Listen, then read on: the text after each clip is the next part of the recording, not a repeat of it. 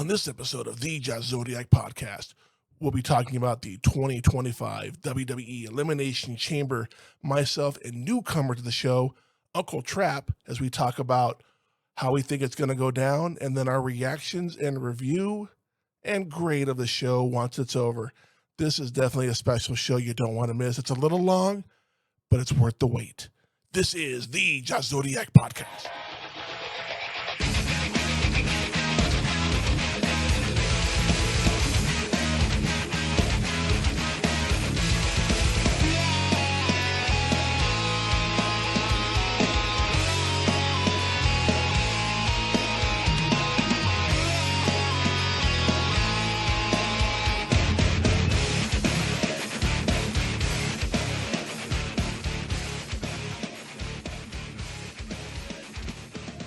Hello, everyone, and welcome to the greatest podcast you've never heard of. That is, of course, the Jazz Zodiac podcast, a podcast that has no agenda and no real script, as far as you know, that is. This is the podcast that has been sleeping on Raquel Rodriguez, but oh my fucking God, she is fine as hell. She's from South Texas? I should be paying more attention to her. This is a very special episode because today, I'm kind of going out of my comfort zone today. I'm kind of branching out to other podcasters to have them on the show to talk about different topics. And I found this gentleman. His name is Uncle Trap. That's a nickname, not his real name. He has a funny story about how he got that nickname. It's in the episode. But I have him on talking about the 2025 Elimination Chamber show. Now, we've already recorded, I should say, our predictions and the review of the show as I'm recording this. I will say that a lot of our predictions came true. A lot of them did not. But at the end of the day, I had an absolute blast with him. He was fun to talk to. The chemistry was very organic. I am looking forward to having him on before WrestleMania. But before we cut to the show, I do want to plug myself before I get onto the show.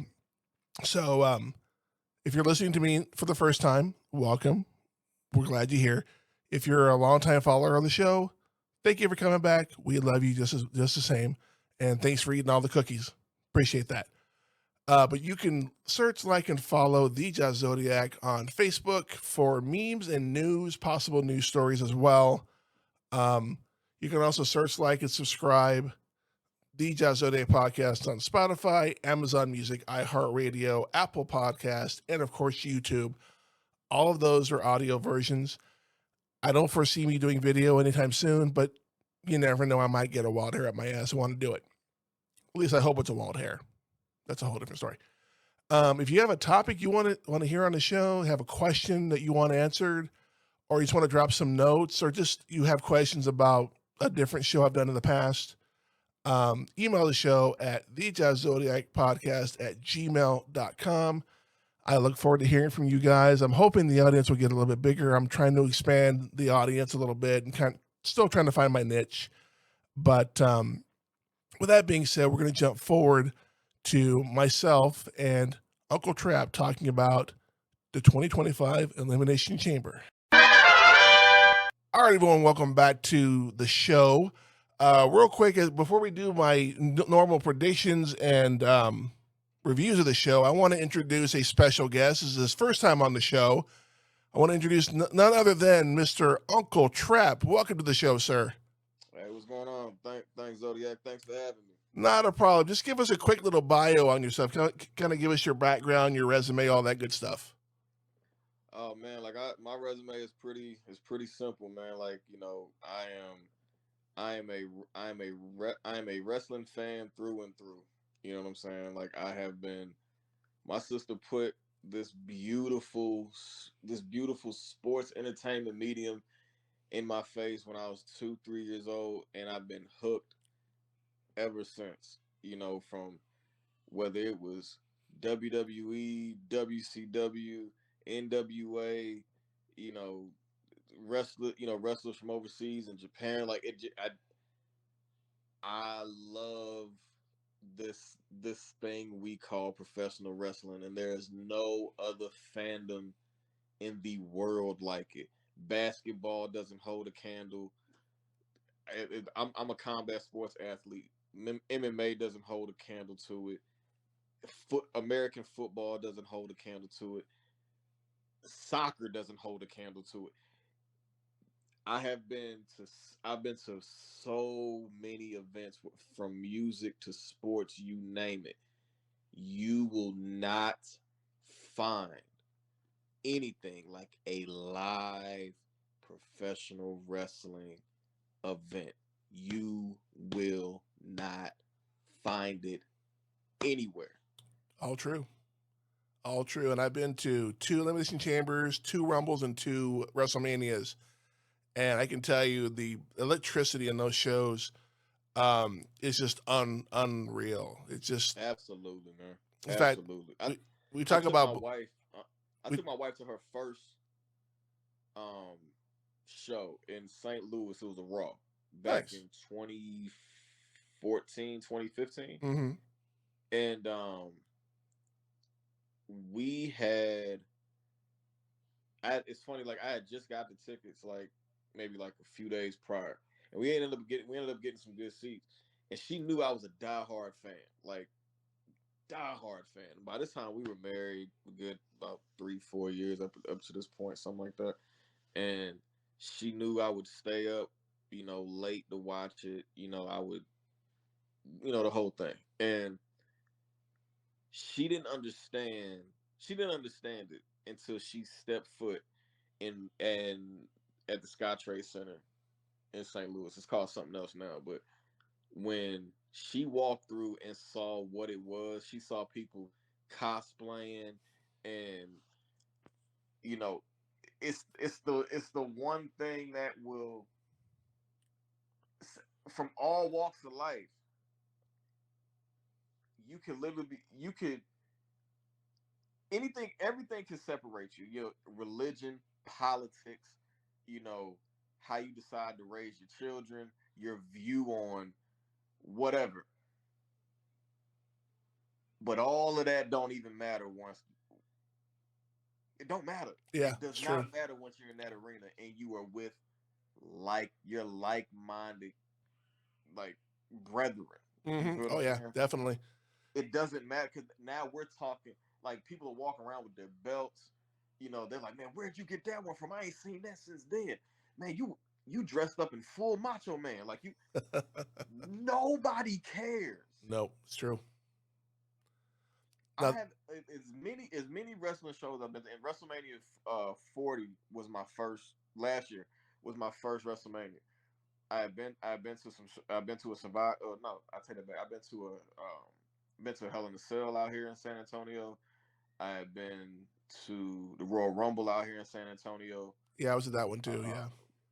back in 2017. Yep, I was there. Yep, I went there. That was my daughter's very first show. And When then, Cena won number 17, I was there. yep, Yep. yeah, absolutely, yep, Yep. right there. And Randy won that Royal Rumble. Still not okay with that one, but that's okay. Time has I, passed. I mean, Yeah, like, it is what it is. and I've been to house shows and at the American Airlines Center in Dallas, where when Rock was WCW champion, and Deborah was walking Austin out and all of that. Oh yeah, yeah. Um, when the Brothers of Destruction were an actual tag team, Oh yeah. you know what I'm saying? I remember I've been going to those. You know what I'm saying? That was early 2000s. Man, when I tell you I haven't seen not one fight breakout It's true. in 100% those true. shows, like, no, there's no violence. Zero. It's because the fandom is the same. We may like or dislike a certain wrestler, but at the end of the day, it's such a calm, zen place to go. You're there to watch a show. You're there to have a good time. It's not like you're the Cowboys watching the Eagles in AT&T Stadium. It's not like that where a fight might break out after the game is over. It's you're there to watch the same show, and you're there to have a good time. And I agree. And since you brought up belts, do you own a belt? Yes, I do. I own two. Oh, which one or I ones? own two. I own I own a shop scratch logo, WWF Attitude Era. Nice. I still, I got that. I've had that since I was 13. Oh, okay, cool. Like 12, 13 years old. I've had that since then. I still like. I still have it. I still have it in the original bag it comes in. Yeah. I have that, and then I just what was it? We're already in 2025. So sometime last year, maybe like November, I had picked up actually earlier than that. My second one is the is a six plate five. It's the six plate WCW US belt. Oh, nice. The one that only a handful have worn that version. Yeah. Like the and for those who will listen to this and whose memory goes back that far, it's the very belt. It's the sole belt Dustin Rhodes won. Hmm. It's the one him Sting. It's the one him and Stunning Steve before he was Stone Cold. Yeah. They would go back and forth on that belt. Okay. The one where the one Luger won. The one Luger had Okay. when WCW when Turner bought Okay. NWA. That one. Okay. I have that one. There's a there's a there's a shop there's a store called the Wrestling Shop out here, and they collect belts and everything like that, and they sell them. And that's the one belt that and the big gold is the one I've always wanted. But I found that one over there, and when I saw it, I said, "Give me that! Give me! I want that!" Yeah. Got it, and because they hold wrestling shows there too, so um, I got it. I literally posted it everywhere. Like it was definitely a bucket list item for me. Yeah. And what makes it even more special, and this is my goal, to have everybody who has worn that particular version of the US belt to sign it. And I already got one signature. Ooh, who would that be? My number one all time, Stone Cold Steve Sting. Austin. Oh, Sting. Okay. Okay. Hey. I have never been starstruck on. So when the Rumble was here again back in 2022, 23, no, 23, back in 2023, they had a WrestleCon out here Yeah. at the hotel across the freeway. And Luger was there, the Steiners were there, DDP was there, Duggan, Ron Simmons, Matt Hardy, Jerry Lawler, Trish, Lita, Trish. and Sting. So many people were there to see Sting. Sting had his own situation Yeah, I believe it.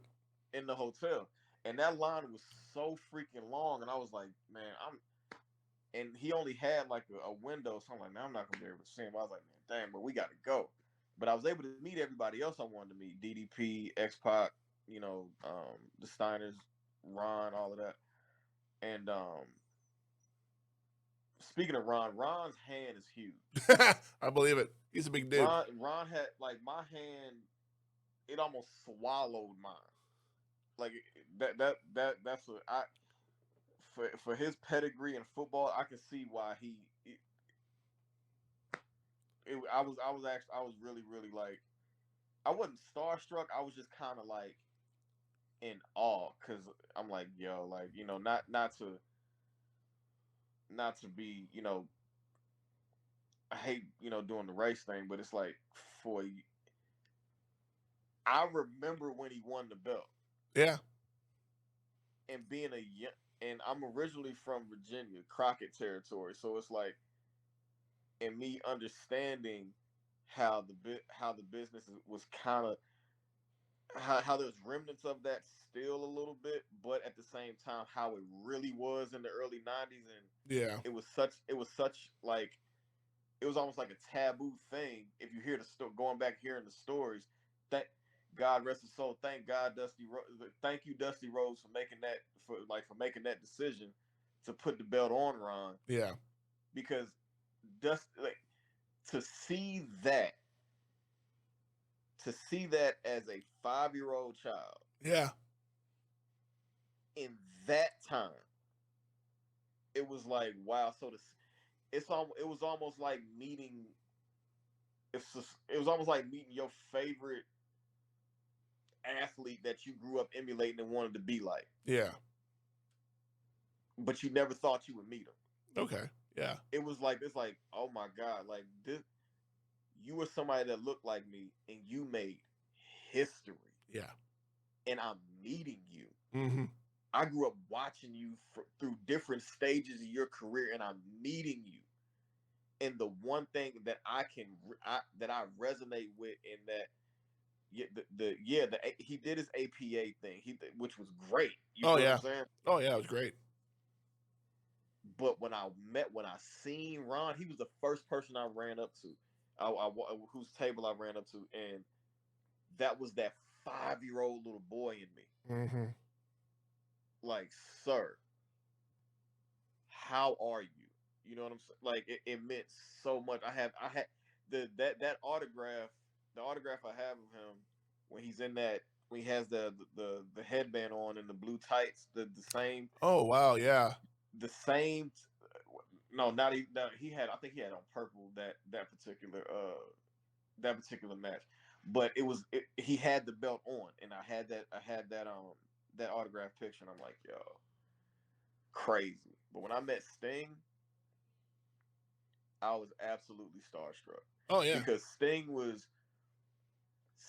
in the Ultimate Warrior, and I now I understood like why I liked them both so much, Because they knew each other. They were friends. They yeah. Like they knew each other, yeah. and they were partners from back in the day. When I found that out when I was a kid, I was like, oh, I bugged out on that, and then it all started making sense.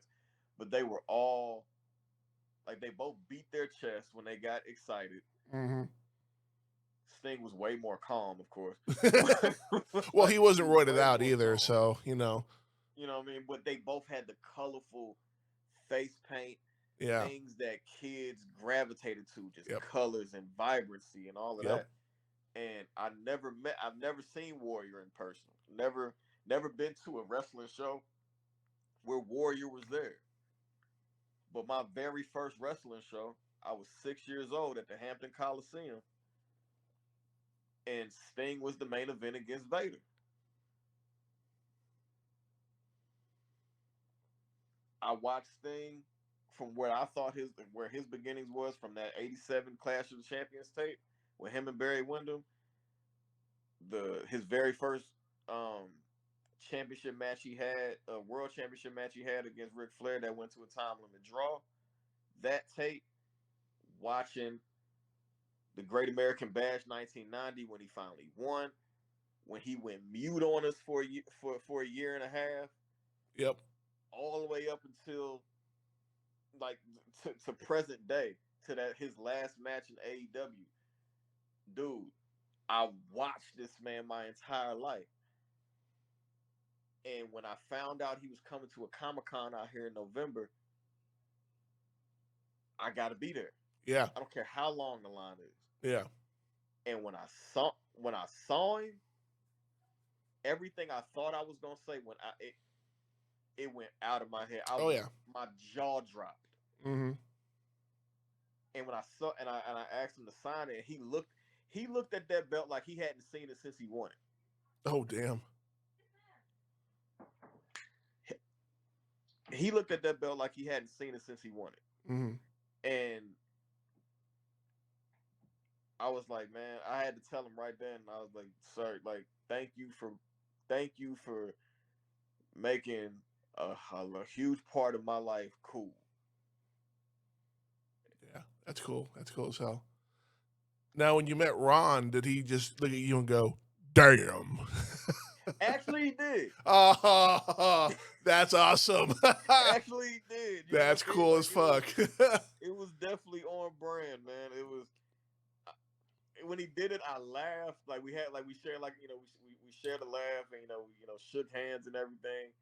And I told him the same, more along the lines. I told Sting, I'm like, sir, you have. I'm like, I'm sure you do, but just in case you don't notice, you have no idea what that meant to little boys like me. Yeah. And I'm And sure he he'd love said, to hear stuff like that too. So yeah, and what's so crazy? He told me, he said it never that hearing that never gets old, because yeah, a lot of these guys, a lot of the legends, they go and they do a lot of Comic Cons. You know what I'm saying? They do a lot of appearances and everything like that. yeah, And he said, he's like, no matter where I go, that hearing that never gets old. that's really cool that he's very humble about that and not egotistic. It's cool. It's refreshing to hear that people that have done great things like that are not, oh yeah, whatever, it is what it is. He understood what it meant. You understood what it meant, and y'all had that Mm-hmm. genuine moment to where you both had that moment together, even Yeah, though y'all weren't in the same room when it happened. It was definitely, yeah, that's cool as hell. You can't put yeah. you cannot put a price on something like that.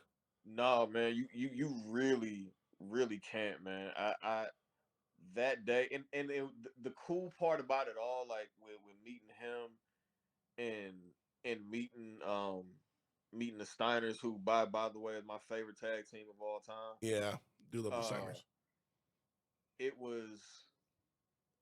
it was cool for me. It was great for me, cool.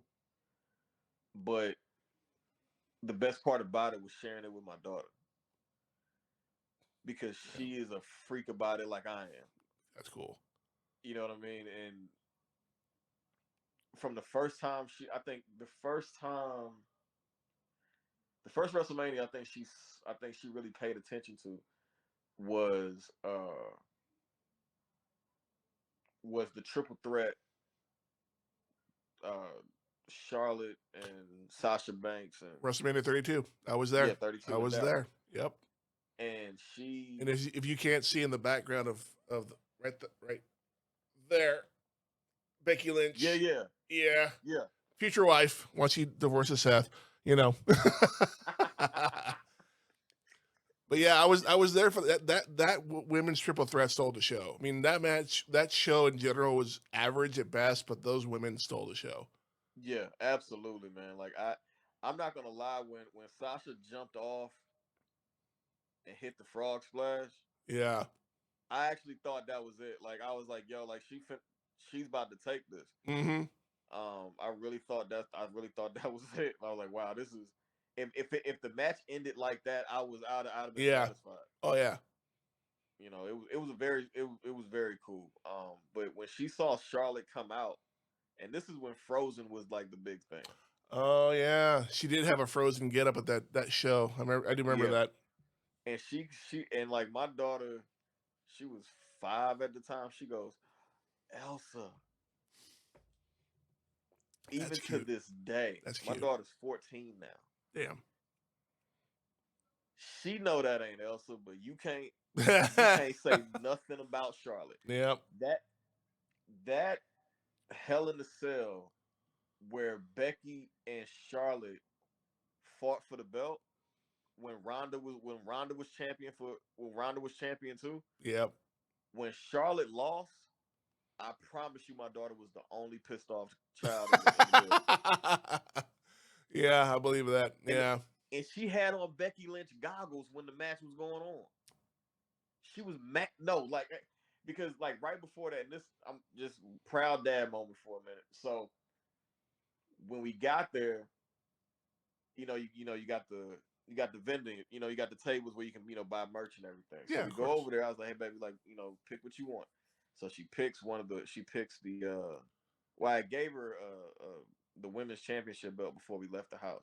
So I gave her that so she can have a belt to have. And then when we got there, she was like, I want to get something. I'm like, all right, cool. So get what you want. So she got the Becky Lynch goggles, and I was like, okay. She was like, you want one more thing? She was like, well, can I? I was like, yeah, go ahead, baby, get what you want. You know the next thing she picked out was? A Hardy Boys necklace. Wow. I Okay. said yes. I'm raising her right. Yeah, definitely. That Raising her is right. That's awesome. my baby. And you talk about the U.S. belt. I only own one belt, and that's the John Cena U.S. Oh, spinner belt. the Yeah. spinner belt. Oh Yeah. yeah. My I my. remember when he brought that out. I was like, I wow, know like it was a big thing. it was oh my god, it was so huge. It was probably the most. I don't even know what the term was for, but it was crazy. It was wild to see that something so unconventional. Yeah. And I remember Taz on commentary. He was like, "Oh my god, it spins! It spins!" Like he was so excited that John just grabbed it and went, "Foo!" and he just saw it spinning. And I was like, "Dude, I have to have that belt." And I have Yeah, it. It's it's in the bag under the bed. It doesn't come out unless I go to a show. Um, yeah, but absolutely. the dream belt I want to get, and I've wanted it since the '80s.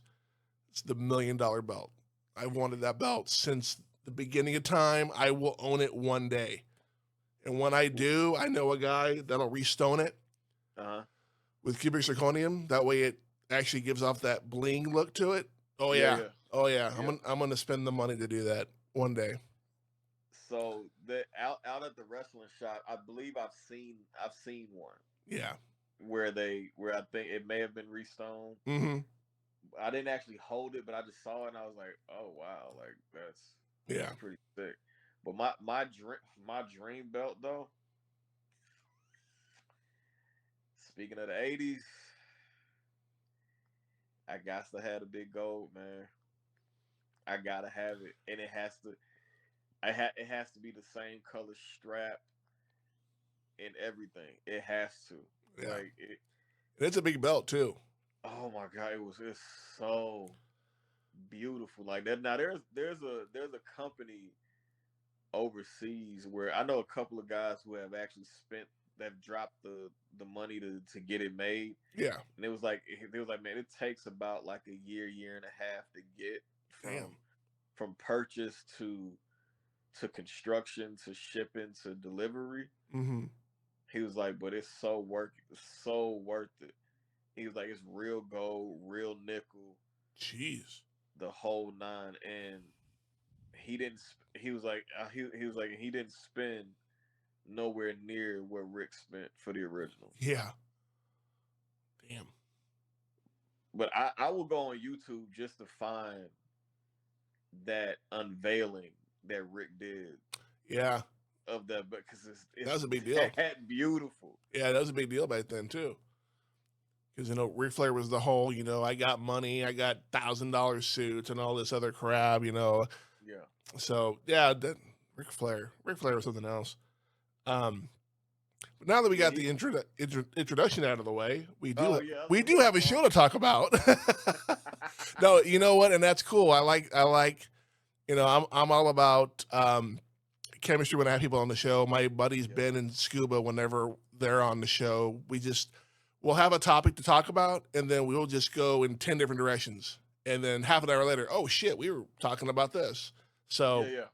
but tomorrow we have the Elimination Chamber coming from Toronto, Canada, soon to be state number 51. Just kidding. But before we talk about the show, there is definitely Hey man, crazier things have happened, so that wouldn't surprise me at no, all. it wouldn't surprise me either. Um, Before we talk about the card and our predictions for the show, there is definitely an elephant in the room that was teased a little bit on SmackDown and has been teased for quite some time now, and that is who attacked Jade Cargill. Um, I'm curious who you think did it and why. Um, so when it happened, um, I was shocked because she had just came on the scene, and well the WWE scene rather, and you know every time she came out, no matter where she was, she would get a tremendous pop. So it was like, man, like, and it wasn't like she was in a position that really threatened anybody. Yeah. She was in a tag team, you know what I'm saying? So when I'm looking at that and that happened, and then like the way that the camera found her, I was like, wow, that's pretty dramatic. Yeah. But once I got out after the initial shock and what ended up initially happening that night, I sat back and thought about it. I was like, I always thought it was I always believed it was Naomi that did it. And the reason I say that was because since Naomi came back, well, for one, if you're looking at that, if you're looking at that triple that 3-woman situation that they had going on at the time, um, Naomi is the legend out of the three. Yep. She's the one that had been there before, had won the title multiple times before. Mm-hmm. You know, so she's the OG of the group. And when she came back, she hadn't really had that much success as a singles competitor. It's true. While Jade and Bianca are having success in their own singles matches, and then ultimately as the tag team when they won the championship belts, right? And in this group, you have two champions with two people who came after you. So there is a thing where it's like, okay, you may feel a sense of inadequacy.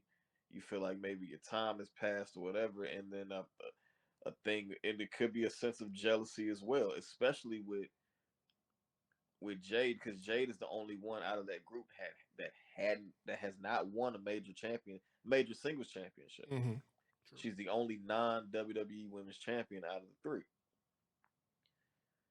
Well, Jade is having all this success, but she's having all this success that's attached to Bianca. But when she walks out by herself, she gets she gets a louder pop than Naomi. Yeah. And if you're looking at Naomi, who's now really coming back into the WWE fold and left on controversial terms, Yeah. Agreed. and somebody who was a tag team champion, who was the tag team champion before she left. I totally forgot about that. Yeah, you're right. Remember, they walked out as champions. They did. That's right. Her and Sasha. So it's like, wait a minute, hold on, like Bianca, okay, I can see, all right, that makes sense, but you getting a lot of shine, and you have something that belonged to me at one point that I essentially gave back when I left. Yeah. Huh. So I always thought it was that, and then because and then she was readily available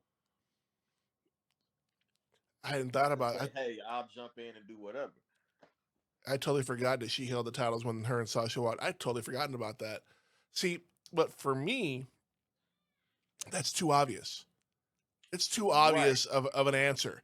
Now, my hot take on this whole thing. Now, granted, I know that Bianca was in the ring when they showed the video, but that doesn't mean it was live. It was film footage. Right. So my hot take on this whole thing, it's Bianca that did it. And let me tell you why. Mm-hmm. Everything you said, Jade gets a bigger pop than most females in the company, especially on SmackDown. Right. I think Bianca feels like she's living in the shadow of Jade, even though she's won a world title. She's won multiple world titles. Mm-hmm. But she feels like, who the fuck is this bitch who's only been here for a year, hasn't done anything to deserve the pop in this company? We're not talking about AEW. We're talking about WWE. Right. She's done nothing in this company to deserve that kind of pop. I have a feeling we're about to see a Bianca Belair heel turn, and I am welcoming it because her last title run wasn't the greatest. No, It it was wasn't. it was okay. It wasn't great.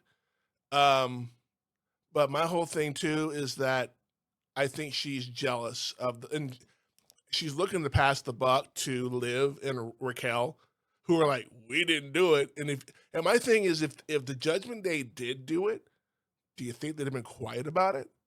Absolutely not. Fuck no. They'd have been like, yeah, we took Jade out. Fuck her. We don't like that girl.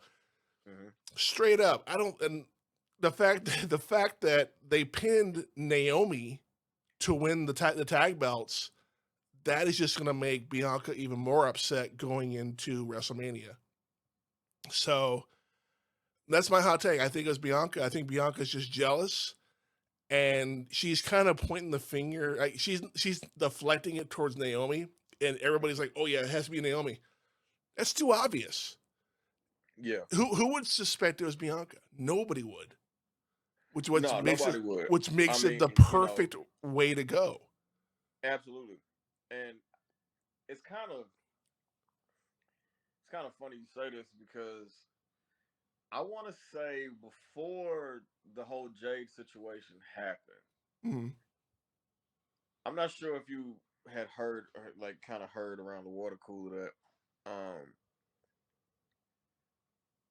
people were people were trying to put the narrative out there that they really didn't get along like that. Her and like Bianca and Jade, Yeah, I heard and something that, about that. Yeah, and then and then when somebody would kind of hint to that on screen, mm-hmm. you would kind of see Bianca's demeanor kind of change Yeah, a little bit, and then kind of fast forward when things kind of get closer to finding out who may have done it, like more questions are starting to get asked. yeah, I'm starting to. There was one instance where I saw Naomi kind of look at Bianca like she may have had a feeling about something that yeah, she may or may not know about. And I look at somebody, something I'm paraphrasing, but somebody, a mentor always told me growing up, the person who is the loudest will always tell on themselves. truth. Who had the biggest reaction to that video? Bianca, Bianca did. Like, oh, I see the. Whoa, wait a You're minute. gonna you're gonna oversell it big time. Exactly. It's like that high. It's like trying to convince somebody you didn't do something in a high pitched voice. What are you talking about? I didn't do it. It was that Exactly. guy. Yeah. Exactly. Oh yeah. Oh, that's philosophy That's 101 when I right there. start. That's really when I started to be like, wait a minute, hold on, maybe I'm looking at this all wrong. Yeah. I had her paying the date. I mean, it was Bianca, and my theory is sound, and your theory is sound too. I mean that was, you made me think about changing my, like, oh shit, I may have to change where I'm going with this, but I guess only time will tell when we finally figure out who. And they keep teasing, and I'm like, dude, just freaking tell us already. It's one of those things where we know, we want to know. Maybe tomorrow night we'll get to know because they're both in the chamber match. Yeah. So, maybe Yeah. the My truth will come out. one of my co-hosts had a prediction about that. One we gave our predictions as far as who would win what and why, but he was like they pretty much said more than likely Jay may come back Yeah. tomorrow. Oh yeah, I agree. But But we all had it in different kind of different scenarios. yeah, definitely. But we can agree on one thing though, that Jade is fucking hot. Bro, Jade is sexy as hell. listen, man. Yeah, man. So we it's funny. We we have and look, shout out to Jade's husband, shout Mm-hmm. out to Jimmy Uso, and shout out to, Montez Ford. Respect to all of y'all. But me and my co-host over at LTG, we have donned them the Cocoa Butter Coalition. See, and here's the And difference. whenever they come in the ring, whenever they on screen together, I'm like, there's a look at all of this Swiss Miss hot cocoa on screen right I say it.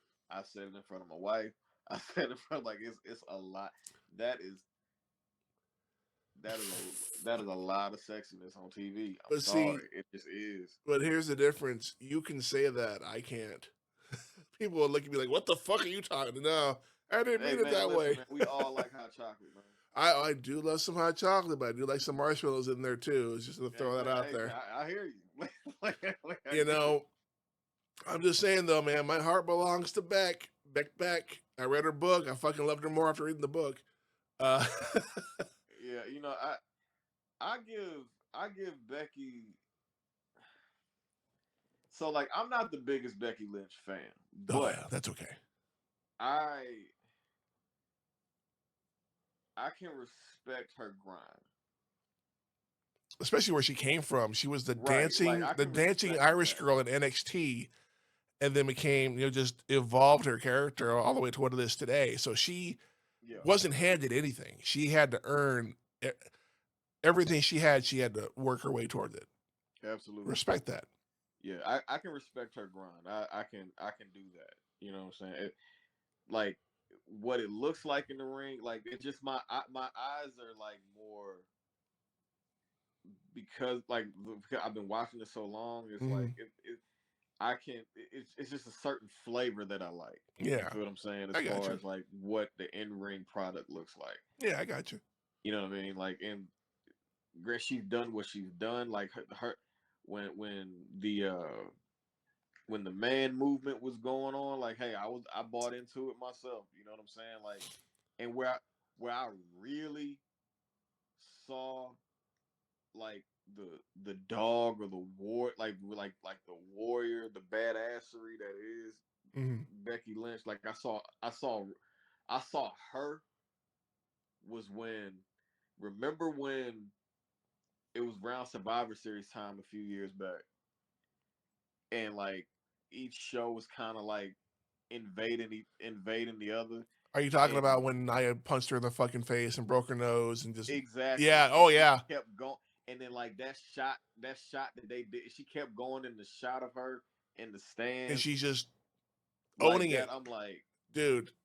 I was already in love with her to dang, begin with, but that day I was like, I love this girl. This is so, and the fact that she's Irish and I'm part Irish, I was yeah, drawn to that. This is cool. This is a tough Irish chick that literally took a full swing from a very big Samoan woman yeah, and walked away like it was nothing. yeah. Like it was like I'm it embodies that because I got a few old teammates and friends that of Irish, you know, what I'm saying of Irish heritage and descent, and Yeah. they're like that. Oh You know what I'm saying? Like that, they don't care. Like yeah. Yeah. they don't care how big you are, how strong you are. Like if it's time for if it's time for a confrontation, It's gonna go down. it is what it is. They're not backing away from it. You, when I saw that, I was like, yeah, And it's funny in her book, the night of when they took her to the hospital, she had a concussion from that hit. oh, Le- I imagine. Legit had it. She forgot where she was. She didn't remember anything that happened until they told it to her. Like she'd forgotten everything. I can So I'm like, imagine. that makes sense because that was a hard hit, and at that point you're running on adrenaline. Yeah, You're high on adrenaline. You're just going with the motions, and then when you get to the back, you're like, oh crap, what the hell just happened? yeah. So, Like you probably got a headache out of this oh world. Like it. yeah, and then we saw her the next week, and her whole face was just bruised, it just battered, Hmm. but she owned it, and Yeah, more power to her. That's pretty much where her life changed. A lot of different doors opened for her after that, and absolutely. she should be giving Nia flowers every Survivor Series from this point on, because if not for that, it wouldn't have happened. Oh no, not at all. Not at all. Yeah, we'll transition. They're talking on the match card that Travis Scott is going to be in Elimination Chamber. I don't care about that. I don't even know who Travis Scott is. So I'm assuming he's a singer. No, so did you watch the Netflix on Raw? This past Monday, yes. No, I mean like the first one. Oh yeah, yeah, yeah. Okay, Travis Scott is the dude that came out smoking a joint with Jay Oh, Wheeler. that dude. Yeah, Oh shit. And it's legal in Canada because well, they, yeah, yeah. yeah. He came out. That's Travis Scott. And Travis Okay. Scott is also um the father to Kylie Jenner's child. Oh, did not know that either. That tells you Yeah, how big in the pop culture I am. yeah. They were dating for a very long time Okay. before. Yeah, that's the father of her child.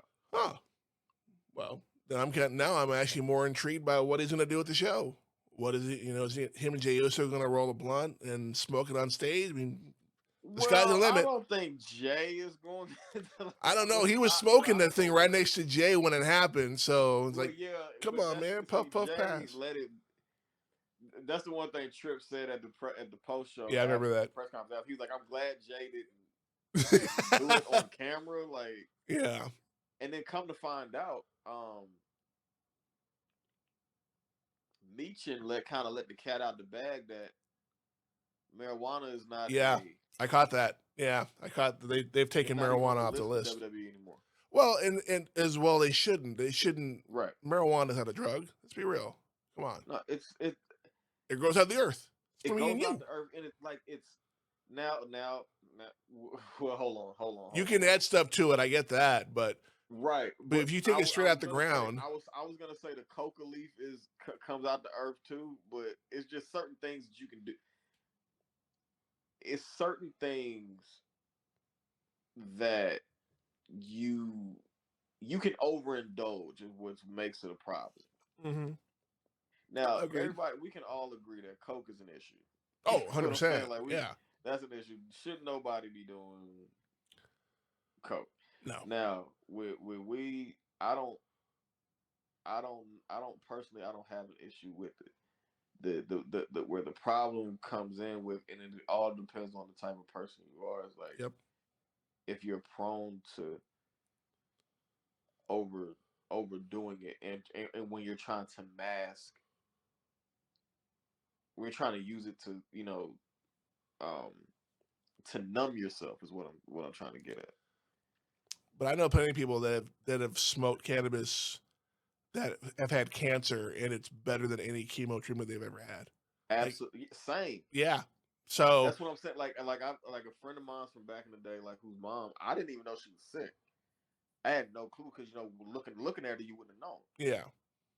But one day, she was like, "Hey, and mind you, this is early 2000s. This happened." And like so, Yeah. she was like, "Hey, do y'all know da da da da?" Da? I'm like, so I pulled him. So like when she got situated or whatever, and I pulled my boy out to the side. I was like, "Yo, mom's sick." He was like, "Oh yeah, she's been dealing with X, Y, and Z for so long." I'm like, "Really?" She was like, "Yeah, and that's why she smokes." I was like, wait a minute, I didn't even know your mama smoked. Like Yeah. I had no idea. And she's still around to this day. Not you know what I'm saying, so to my knowledge. So 'cause I haven't talked to them in a little while. But yeah, like it's it has so many um, medical benefits, There's way more positives than negatives when it comes to negatives, you feel what I'm marijuana. saying? And Yeah, I agree. it's 100%. way because it's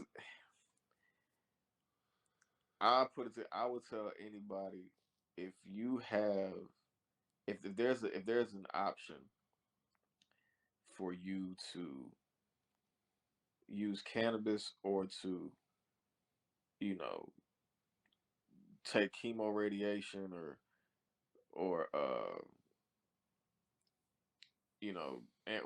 get on antidepressant medication or whatever, Yeah. I'm gonna tell you to use cannabis Oh, 100%. and in various forms. If you want to smoke it, cool, do that. If you want to Like an edible or something like that. Yeah. edible or something, do that. Yeah. You know what I mean? Like it's just because that's why it's like it's so many different ways that you can take it Yep. where it's not detrimental to your health. Mm-hmm. You know what I mean? Yeah. So, And I've never but heard yeah, of anybody ODing on marijuana before, no, and probably never will. No, You might no, just eat a whole probably bunch never of will. food, eat a whole lot of Whataburger, but that's pretty much it. So Yeah, that's pretty much it. It's what you do, probably what you do afterwards that yeah, yeah. you know what I'm saying. But I speak from but personal experience. I know. Trust me. but Well, yeah, like but even with it being off of WWE's list, like that's I long don't overdue. see I don't see Jay doing that on camera. Now, what happens in the skybox off camera? Yeah, That's a that's different their thing. own thing. But on camera, nah, Nah. I don't see that happening. Um, on this match card, I'm gonna go to the match that we were talking earlier. I just did not care about, and this was pretty much thrown together last minute tonight. And it's Tiffany and Trish versus Nia and Candice. Do we really even care at this point? We understand No. Trish is from Toronto. She's gonna have a match. She's gonna be there. I totally get it. I fucking love Trish, Mhm. but do I care? No.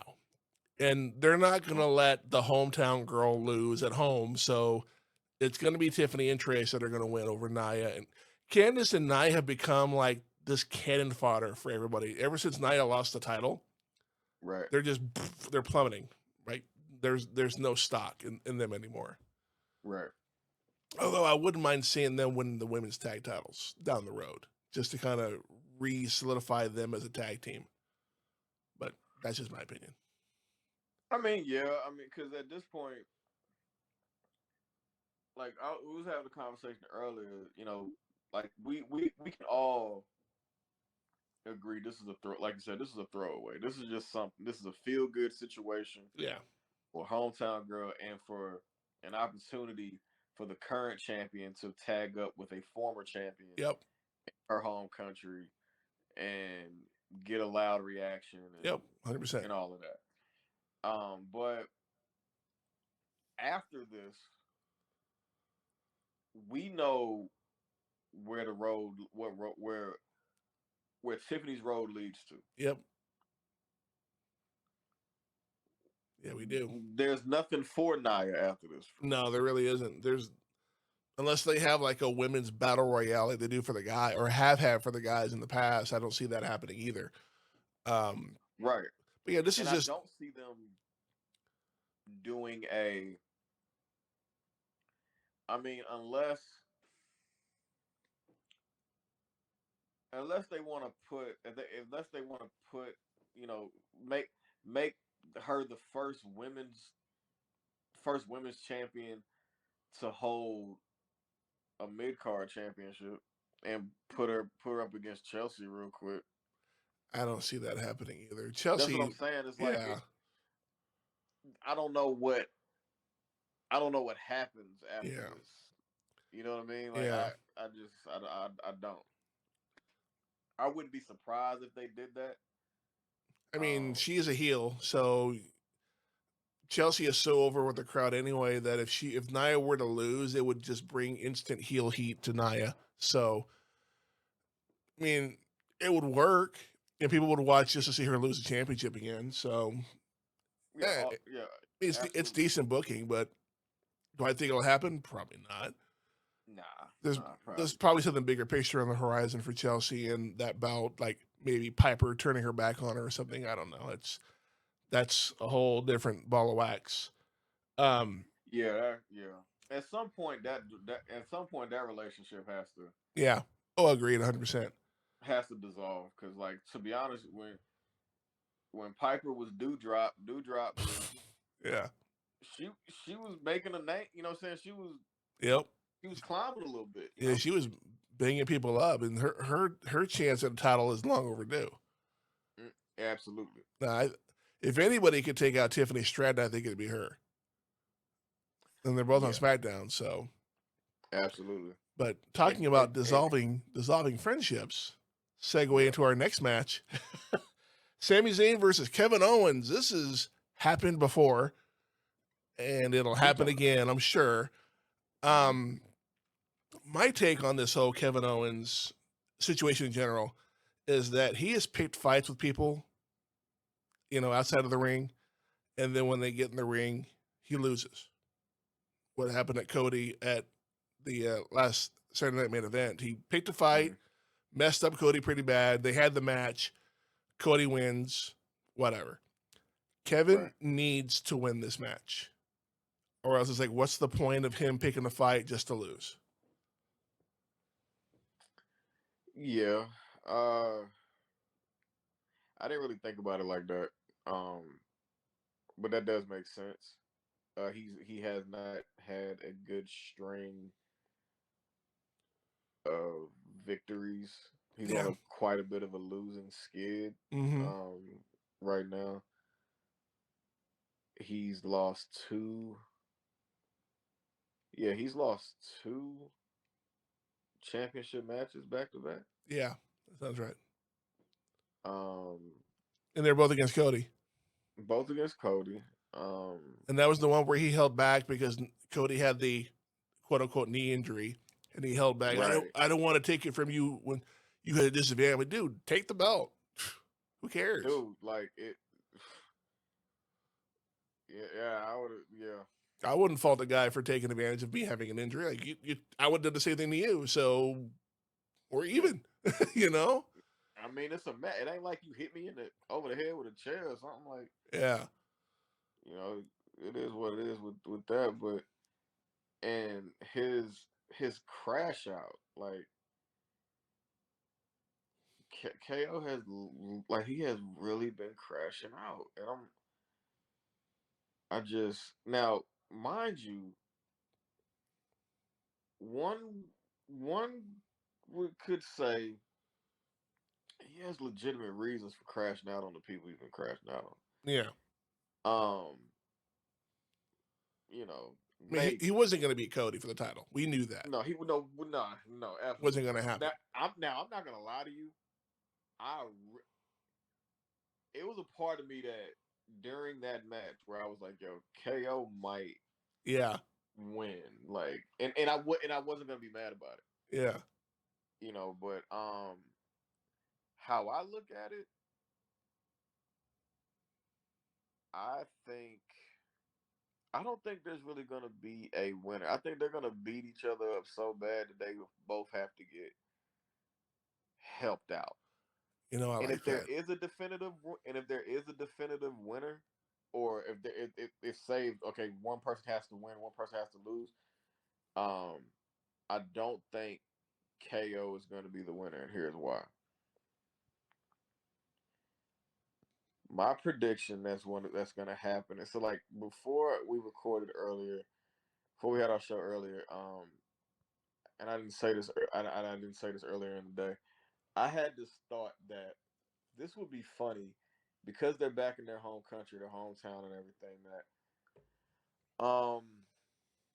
somehow, some way, friends of theirs would get involved, just kind of like fantasy booking, right? Because Yeah. it's so unsanctioned that wild stuff it would be allowed to happen. True.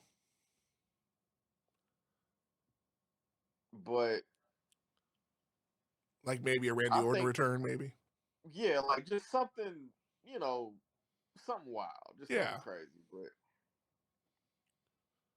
in that, saying in that spirit though, if of interfering and somebody having me the winner or the loser and KO not being the one, I feel like Randy's gonna have something to do with that. Either that or what I'm thinking too is because the match is unsanctioned because Sammy's not medically cleared, is that something is going to happen to where the ref is going to call it and go, nope, it's over. We're done. Kevin, you win. Sammy can't continue. That you know what? I didn't even think about that either. You know So what I'm saying? that's where I'm leaning towards more because we've seen it time and time again. Unsanctioned match, something really bad's going to happen. Yeah. So it may be something where they do a spot where they're up high, go through a couple of tables, and Sammy's just holding his neck, like, "Oh God, my neck hurts. It's so bad." And like, oh, ref's like, "Nope, we're done." Throws up the X. We're done.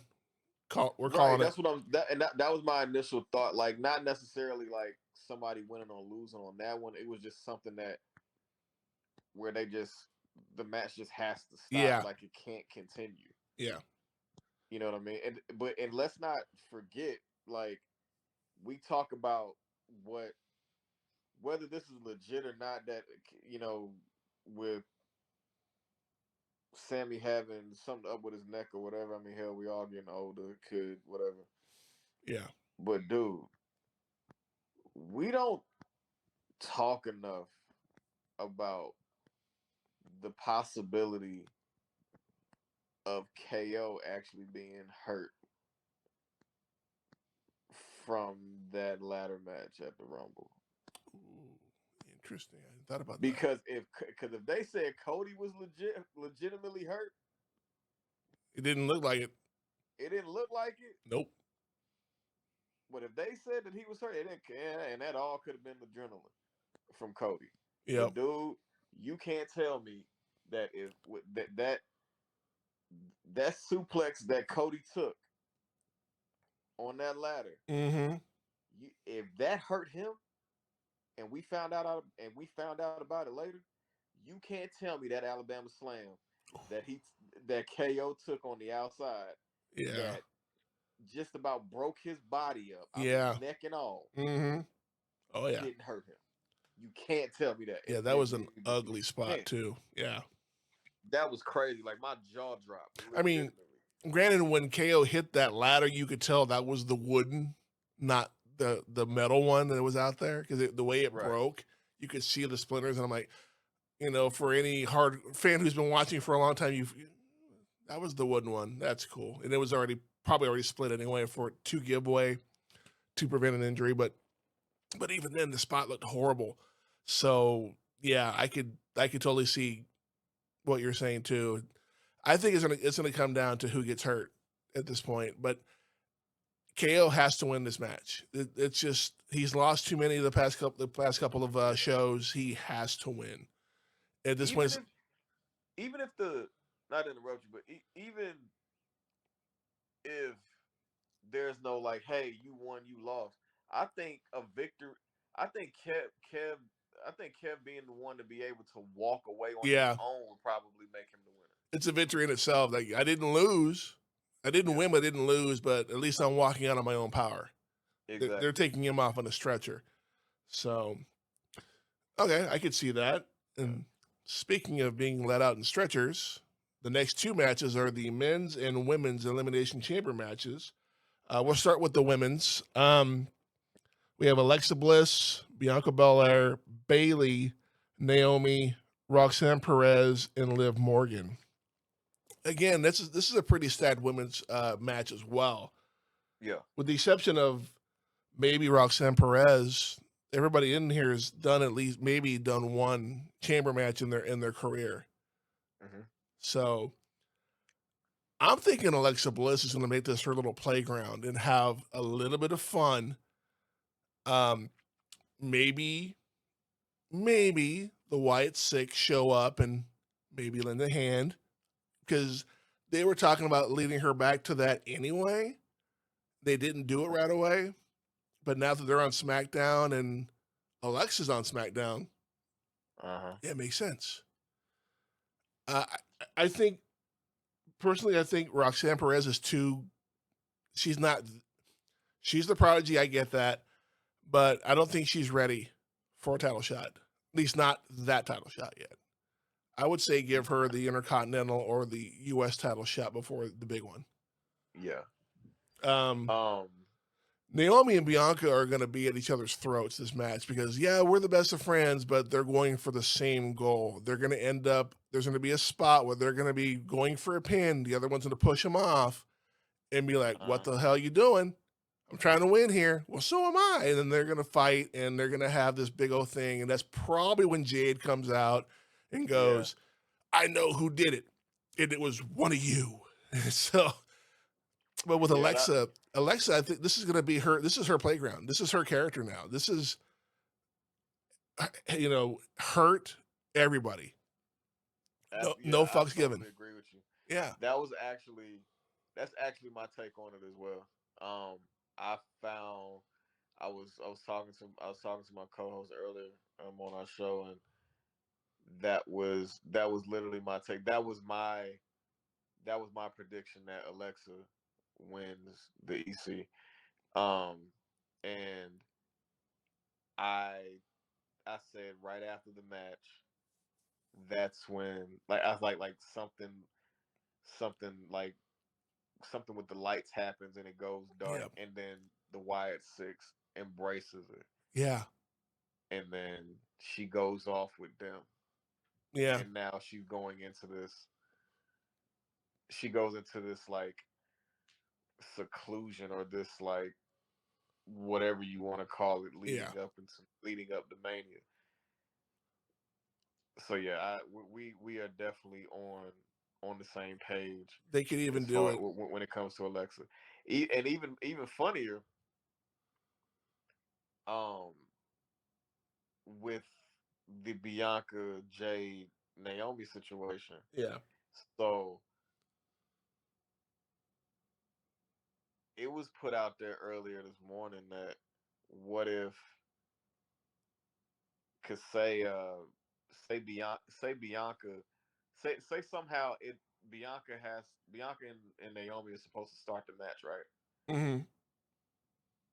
And Bianca's in the ring waiting for Naomi, but Naomi gets taken out,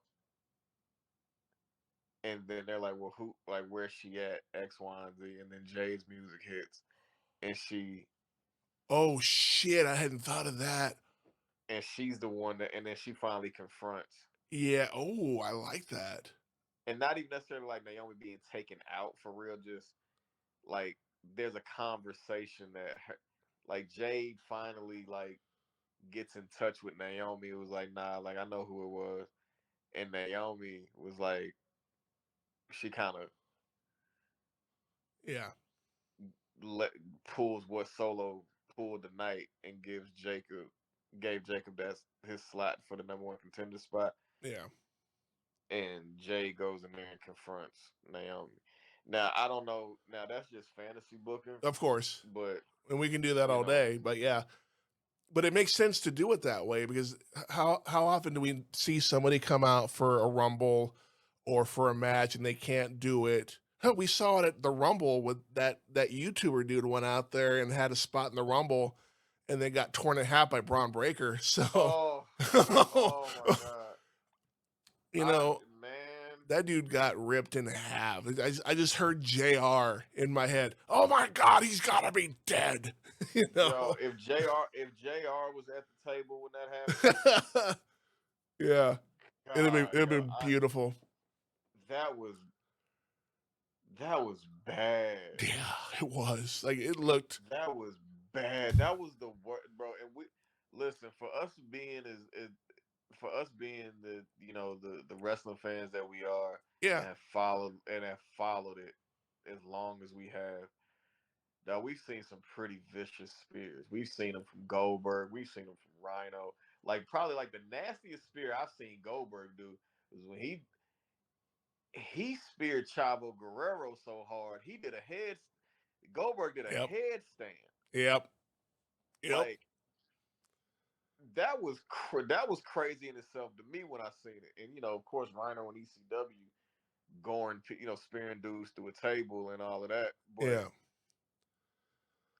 that spear that Braun did on Speed, Oof. Yuck. like I think it was last week. Speed did a He did I a think they reaction did video like a to it. Yeah. follow up of Speed Yeah. afterward. Yep. He was like, dog, like I was legit, he was like, that's the worst thing I've ever seen in my life. you know, I hope they paid him well. That's all I I gotta hope so say. too, because dude, if you're telling me, if you're telling me that I have to prepare, one, I don't think Trips told him that was happening. no. I think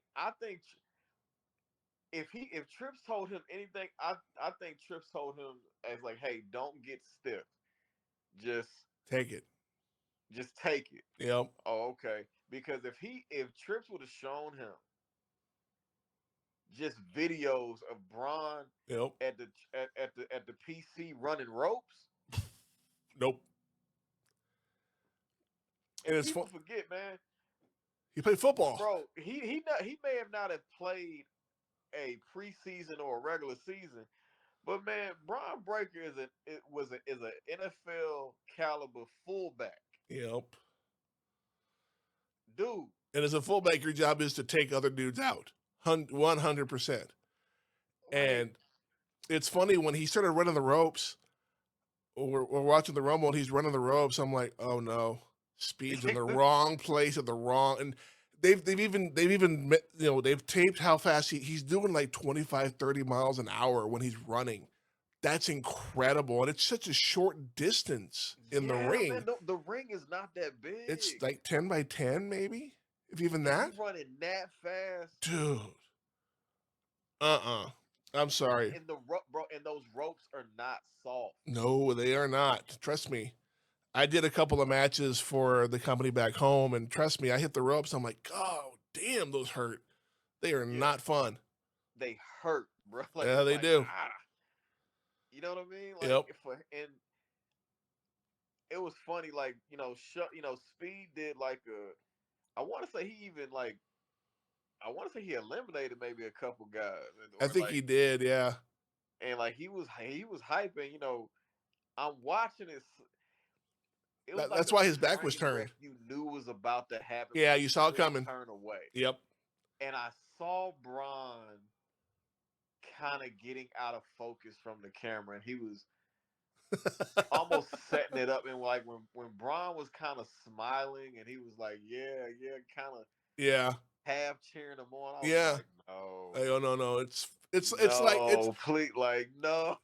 it's like Stone Cold handing you a beer, toasting, and then you get the stunner for your trouble. It was the same thing, except he got Yeah. fucking broken in half by a freaking like almost a 250-pound fullback. Ugh. Oh God. They say LeBron James is a freight train coming downhill for a block, dude. I To think be Braun could hitting, outrun him. oh my god, dog, to be hit. Uh, yeah, I hope they paid him a hefty Yeah, I do amount too. I do too. And if there's any because you medical would have to issues, pay. You would have to pay me a lot of money to take that. I'm sorry. oh yeah, 100%. Like, 500,000 we'll talk. Yeah, well, yeah, with that, that's just to start the conversation. Yeah. Like, Yeah. that's not the final number. Like we got to Mm-hmm. be. It's somewhere between 500,000 and a million. Yeah. And that's just And for me we to are show up for way the past meeting. 500,000 Oh for it to yeah. be a real consideration. Because I'm sorry, dude, like that. No, that is a Steiner, and a Steiner's mentality is always going to be a Steiner's mentality. Break you in half. Yep. It's true. I will say before we move on to the men's championship or the men's chamber match, I'm hoping they don't go with Liv because I don't want to see Liv and Rhea again.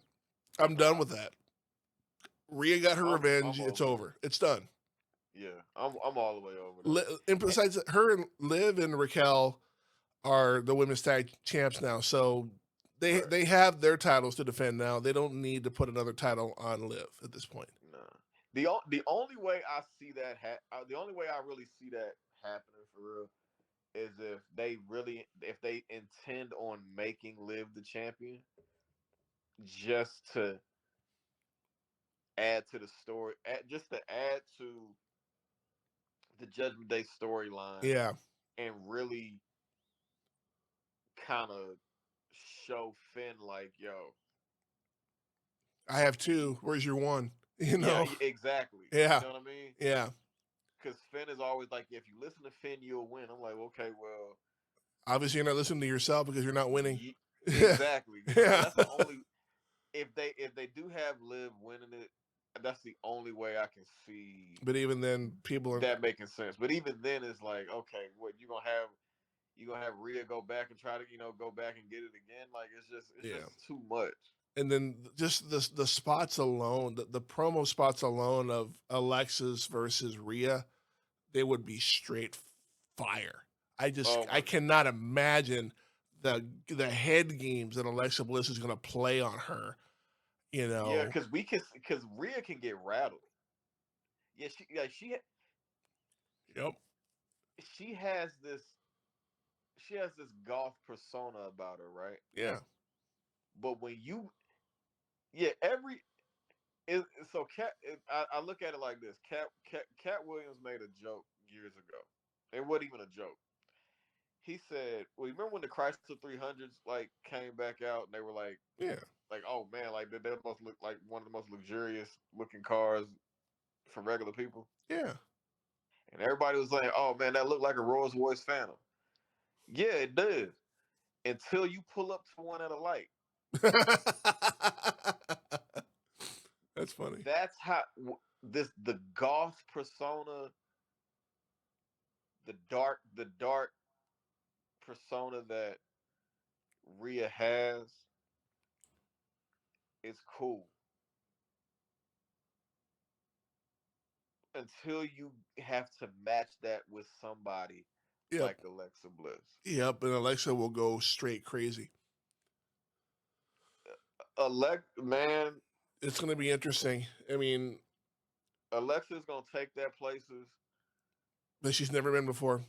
Oh my god, yo! I could see Alexa bringing up old photos of Rhea back in the day, back when she was still a blonde, and just run like that alone would get her rattled. Like, I'm not that girl anymore. Well, you kind of are. Just the hair color changed and the makeup and Alexa could run with it all day, Oh and yeah. just put Rhea in a place she's never been before. And Alexa doesn't have to win the title per se. Just the fact that she had her rattled at Uh-huh. WrestleMania is a win in itself. Absolutely. You know, Now, Alexa doesn't have to win at this point, but no, she doesn't. But if she does, good for her. if she does, it'll be beautiful. It would be Yeah. a beautiful thing. And here's my and because I thought about this earlier today. Say our pick for the EC wins, and she goes on to Mania to win. Mm-hmm. I don't know why, but I just have this feeling that the lights are gonna go out again, and some whatever Bray was supposed to do with Alexa when it came to the Wyatt Six gets Yeah. played on the screen. Oh. Like, my child, welcome. Like, you know how Bray was. Yeah. Oh. Yeah. You know what I mean? Like, Bray had some when ideas. she came back, that jacket she had on. Yeah, I saw that. Did you that subtle? Yeah, I caught that.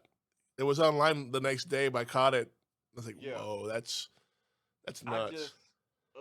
yo, like I just see it the way that can be played out. I just see it like just it being like she's on this high of I just won and the screen starts staticking or glitching and doing all of that, and then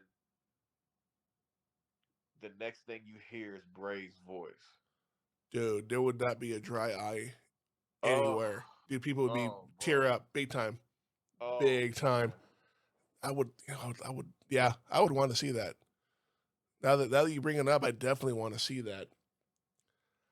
Oh And that wow. that right there. I got if you the hairs on my arms are Yeah. raising up thinking about it right now. Yeah. Oh yeah.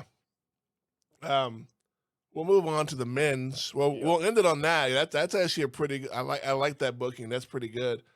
The men's chamber match, we got John Cena, CM Punk, Damian Priest, Seth Rollins, Drew McIntyre, Logan Paul. You can hear my disdain for Seth Rollins in my voice when I say his name because I can't stand the bastard. I can't stand him. Never have, never liked him, never will. Yeah, Now, we have a mutual like yeah, thing for seconds. Like I'm not. I like his in ring ability, but this Seth Rollins like is not this whiny, and that bitchy, laugh, complaining Seth Rollins. I don't like. yeah, that laugh of his annoys the hell out of me. Man, Yeah. boy, man. Like, dude, what do you? Oh, Oh, that joke. Come on, stop. yeah. I Um, hate it.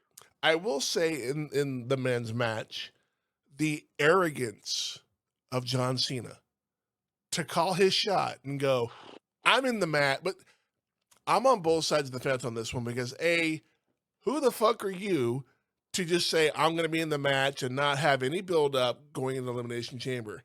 But then again, John's been there since 2001 Mhm.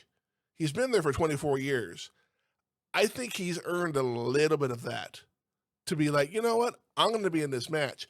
Now, do I think he's going to win? I do not. I think he's just the same thing that they did with Jey Uso when Mhm. when it was him and John when Jay and John were in the final two in the Rumble. Uh-huh. Everybody had the same thought. Oh, fucking Cena's going to win. Everybody had that thought. Nobody thought Jey Uso would win. Well, Jay was my pick. Really? Jay was my pick Damn. because this is just how I kind of viewed that.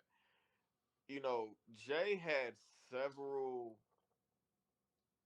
championship matches where he came this close to winning Yeah. and didn't win. You got this main event situation, the main event moniker going. Oh, speaking of, boom. Yeah, I caught that. I know this was for his initial singles championship win, but when he wins at Mania, I've already got my merch together. And So, I won't lie, I am not the biggest fan of the whole Yeet thing. I'm just like, okay, I get it. It's the new thing. The Yes Movement had the same thing going on. I totally get it. I'm not a hater of that. It's just like everybody. Pat McAfee is a total clown when he's doing the Yeet thing. It's so funny to watch. yeah, Um, Pat is the one that really like puts it over the top. he Like does. he really puts it over the top, and I don't mind it because I mean, to know Pat is to know that's how he is. And it's funny watching Michael Cole try to give the high fives to Jey Uso out of rhythm. I'm like, oh my god. It's the funniest thing ever. He done he's picked up on it a bit. You Yeah, know what I'll I'm saying? give him a little bit of credit. He's picked it up. Like, dude, just stop trying to be cool because you're not even close. Yeah, man. Um, I he's definitely put the effort into like where it's like, all right, man, I feel you, I see you. You know what I mean? Now with the chamber match, I will say we talked about this before we recorded that Logan Paul is going to have a spot. He's going to have a spot. Absolutely. He's going to do something crazy that's going to make us go, oh wow. I mean, he's not going to win by. And I'm sorry, those promo skills have got to improve 100% because the fact that CM Punk was like, dude, if you're this way tomorrow, you're gonna hate it. Like, and Punk is so quick to just call somebody out that Yeah. you can't be mad at the guy for that. Like, you know what? If you're bringing the tempo of this down, and this is like five of the biggest stars in the company, and you're just out there going, well, hey guys, I'm gonna go out there and I'm gonna punch you in the face and I'm gonna do that. Like, no. Originality in Yeah. a promo needs to come, and it's not Now there yet. I'll say I will say he said something to Seth tonight that made me laugh. I don't remember what he said. It was something about the way he had, like, it was his outfit. Oh, CM Punk. No, like Logan said, I cannot remember what he said to Seth about his outfit, but he was saying it was like it made I forget what it was. It really made me laugh. I know Punk called him an oven mitt. I couldn't stop laughing. Yeah, that's what it was. Yeah, it that made me laugh too. That made me laugh. I was like, he's like you look how you feel, like you feel how you look. He was like, I'm glad you said it, like, cause you look like an oven mitt, and I cooked you In January. in January. I was like, wow, like, Damn. Yeah. wow. Yep. And he did look like an oven mitt, bro. I got a blue one in my downstairs in my kitchen that looks exactly like Seth's outfit. God. Oh. I just Now, with this match, Logan Paul's not winning. That's just a fact. Who do you think is going to win? Let me ask, who do you think is going to win, and who would you like to see win? um well, you were talking about Cena earlier. Yeah. Um when you had said, you like how Punk, called him out, called Logan out on this bad promo. Mm. I like how Drew called Cena out, because what was Cena's whole thing? He had said It, that you have like what so many weeks to talk as much shit as you want about me while I'm off doing what I'm doing. right. That, and on top of that, when he came back and said this is his farewell thing or whatever, Yeah. we all know he's been on this really like long losing skid, right? He Yep. hasn't won a match in so long. Yep. True. And he said that I don't. He like no. He's like, it's unrealistic for me to want to jump the line and this, that, and the third to try to put myself in a title And situation. what I did he gotta win do? the Royal Rumble. And what did he Boom. do? Oh, he loses. He loses the Rumble, and then what does he do? Press conference. Yep.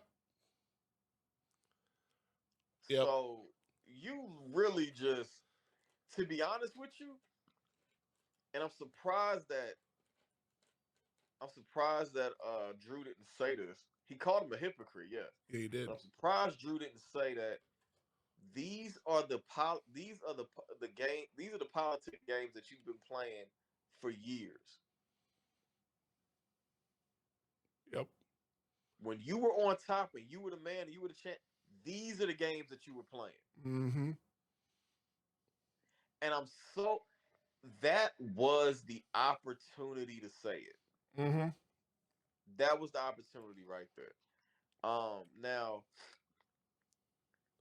who I want to win, I, uh, mm, I want to see Damian win. I want to see Damian win because I think has Damian's he has a real organic reaction from the fans, right? Mm-hmm. He's not being force fed down anybody's Yeah, throat. he's not Roman Reigns. Yeah. He's not a Roman Reigns. This is not a Roman Reigns situation where I feel like if he was to win the chamber, this wouldn't be.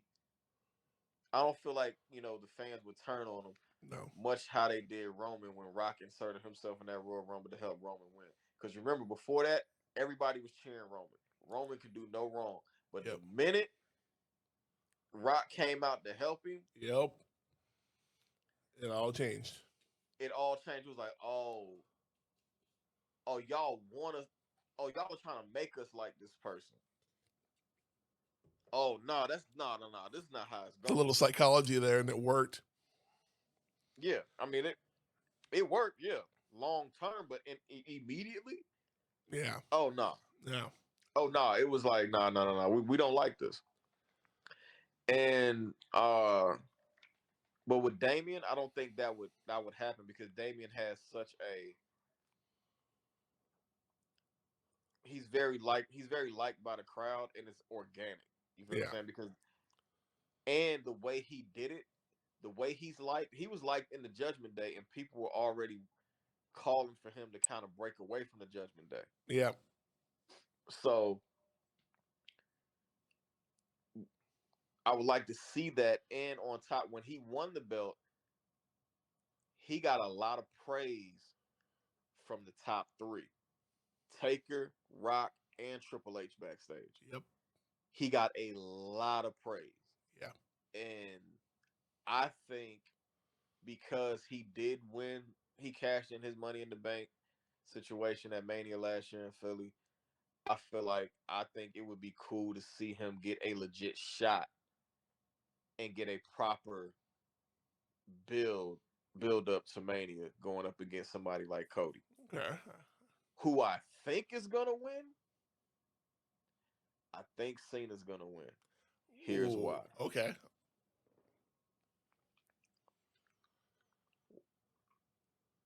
Um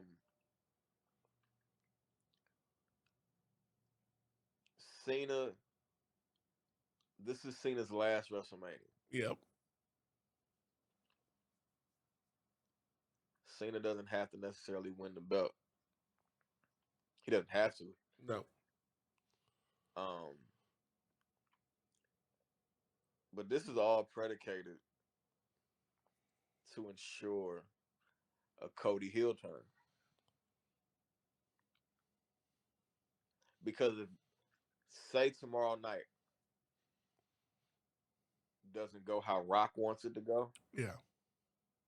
and there's a constant pursuing, or there's an indication that Cody's road, there's gonna be some hiccups or whatever leading up to it or whatever. Mm-hmm. This is going to be Survivor Series. What was it, 98, 99, and WrestleMania 17 all over again. Damn. Because how do you ensure one? Maybe not the maybe Survivor Series when Rock won the belt and Vince helped him. Maybe Yeah. that there was an impact, but Rock wasn't even like the biggest babyface at the time. No. But Cody is probably maybe the second. It's probably the third, maybe arguably second biggest babyface right now, depending on where you put Roman. Indoor Punk. Him and Punk, yeah. But as far as like who you consider the face of the company type thing, Yeah. those are your top three: Cena, Roman, and Cody. Yep. How do you how do you make Cody's heel turn that much? How do you solidify that much more? Who's the modern day Hulk Hogan right now, going around kissing babies as a champion? Oh shit. Yeah. Okay. Or Cena. Yeah. Damn, I didn't thought about that. Now. You put Cena in that situation, and Cody does something. Cody does something that Austin did WrestleMania 17 to make sure he didn't come out a loser, Yep. and he aligns himself with the boss Yep.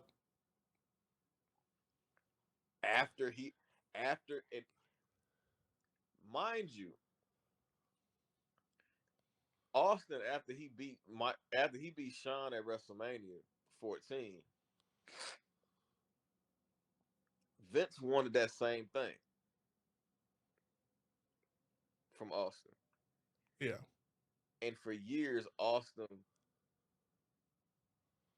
did everything to Vince other than set him on fire and tell him no. Yeah. Oh yeah. Then all of a sudden, when the ref's down, out of nowhere, Vince McMahon gets to walking down the aisle. What is you doing out here? Yeah. The chair gets handed to him, and then hands get shook after the match is over. Yep. That was a big deal at the time. At the time, bro, you, you both of you have made each other's lives a living hell. Your boss Yep. have done things to you to try to break you. Yep. You have attacked this man in the emergency room. You Still one of my you have favorite skits of all time. bro, like you have poured cement in his car. Yep. Like you have used your own daughter as a sacrifice Yep. just to screw this man. Yep. Just just for you, just for both of y'all to be in cahoots Damn. on the biggest stage of them all to ensure that you walk out as the champion. Yep.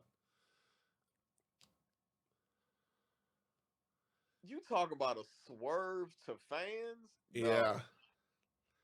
See, my take on this is I don't know why, and I thought this even before the chamber, even before I knew who was even in it. It's going to be a triple threat match at WrestleMania for Cody. You think so? I think it's going to be somehow, some way, it's going to be down to Cena and Punk, the last two standing. I know that's a bold statement right there in itself, but something is going to happen to where they're going to get the double pin, where they pin each other.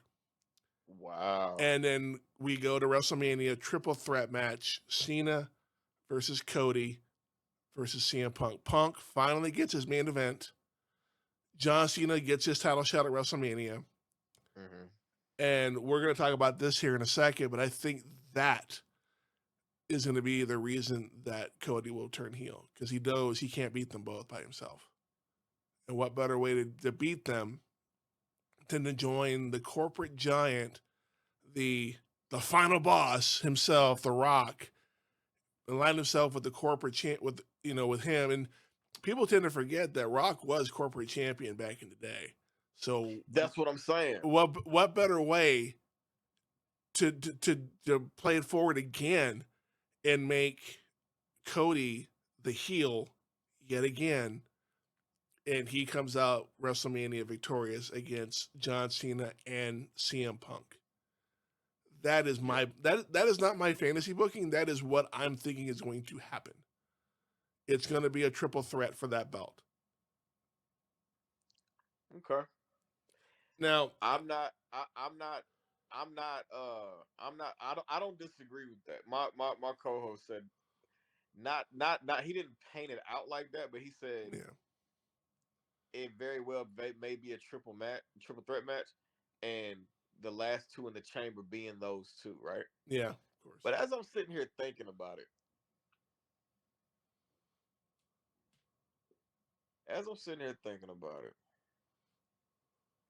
I'm just sitting here wondering, and my co-host kind of he pointed to the favor From War that, Games. Yeah, right? yeah. Now, what if what if we're all looking at this wrong? Yeah. What if this is not what if we're not worried about Cody? What if we shouldn't be worrying about Cody? Cody's heel turn.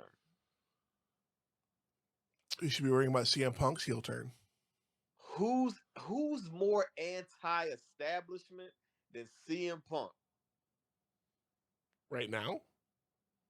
No, like when you think of right now, nobody's more anti-establishment than CM Punk. Yeah, of course. Currently. But when you think of anti-establishment, if he's that right now, Mm-hmm. who was anti-establishment before him? Paul Heyman, Roman Reigns. No. Who we were just talking about. The callback. Oh, the Rock or Austin. Exactly.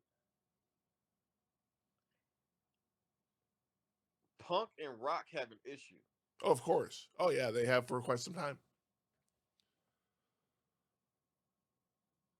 Even going back to not even going back to last year.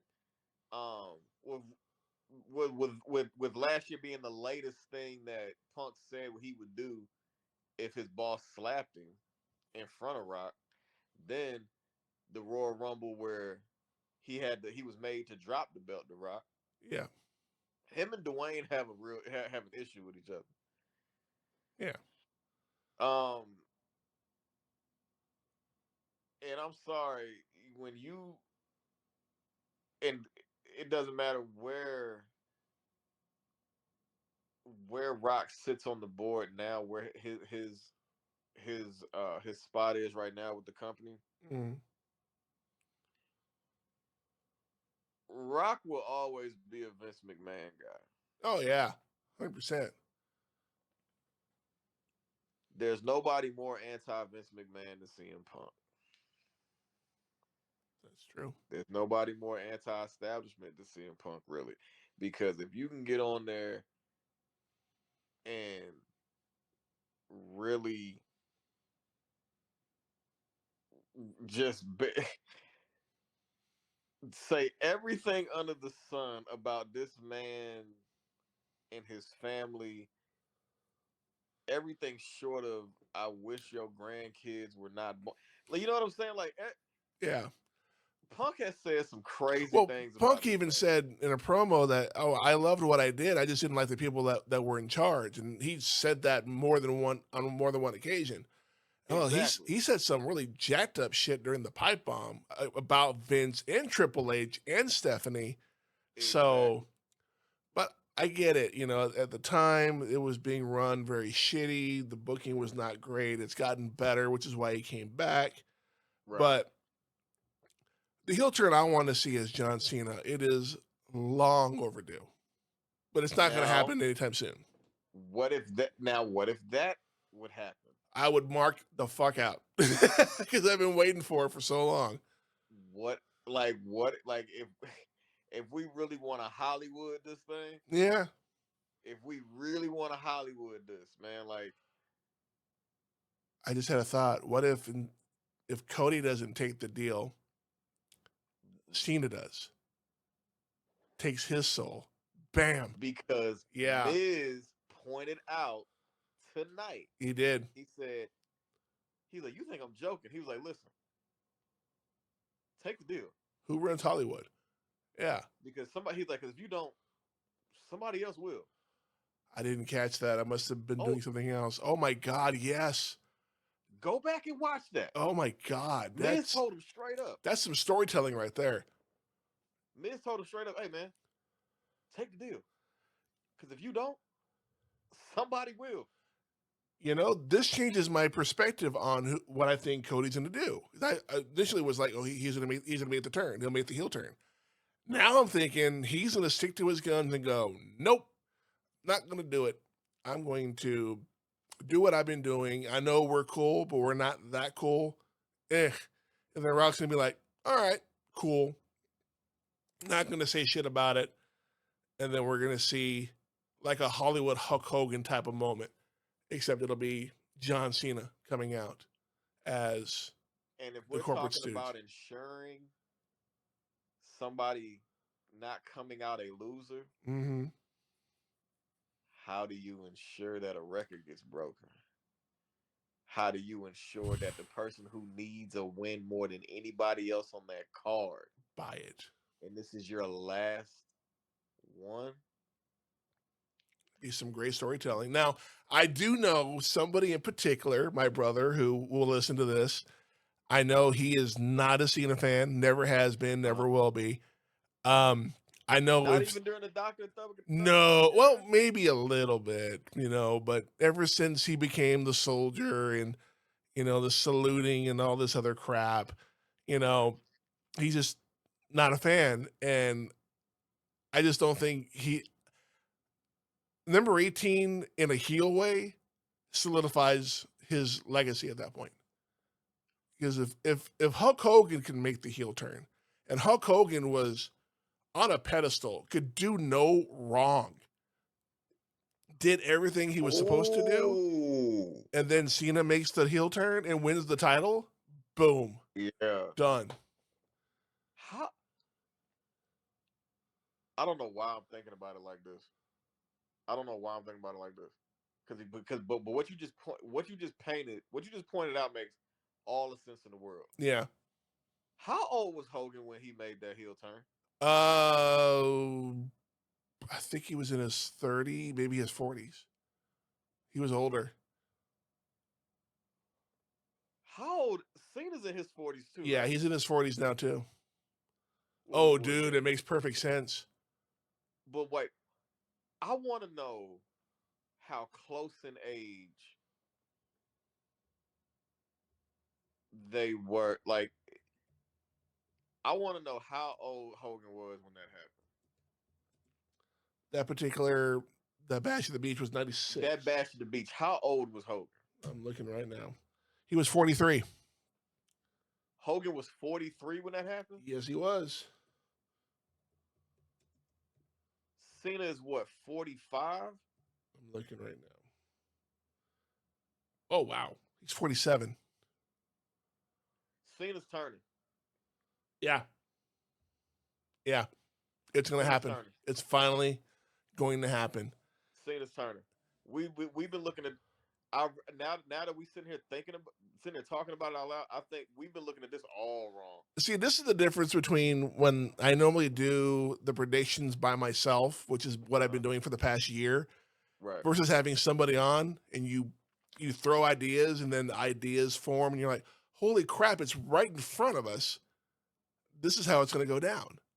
Yeah, yeah. I don't think it's going to be Cody. I think it's going to be John Cena. Yeah, Cody at this point, it's too it's too obvious. Like no, Cody is the smoke screen in Yeah, all of this.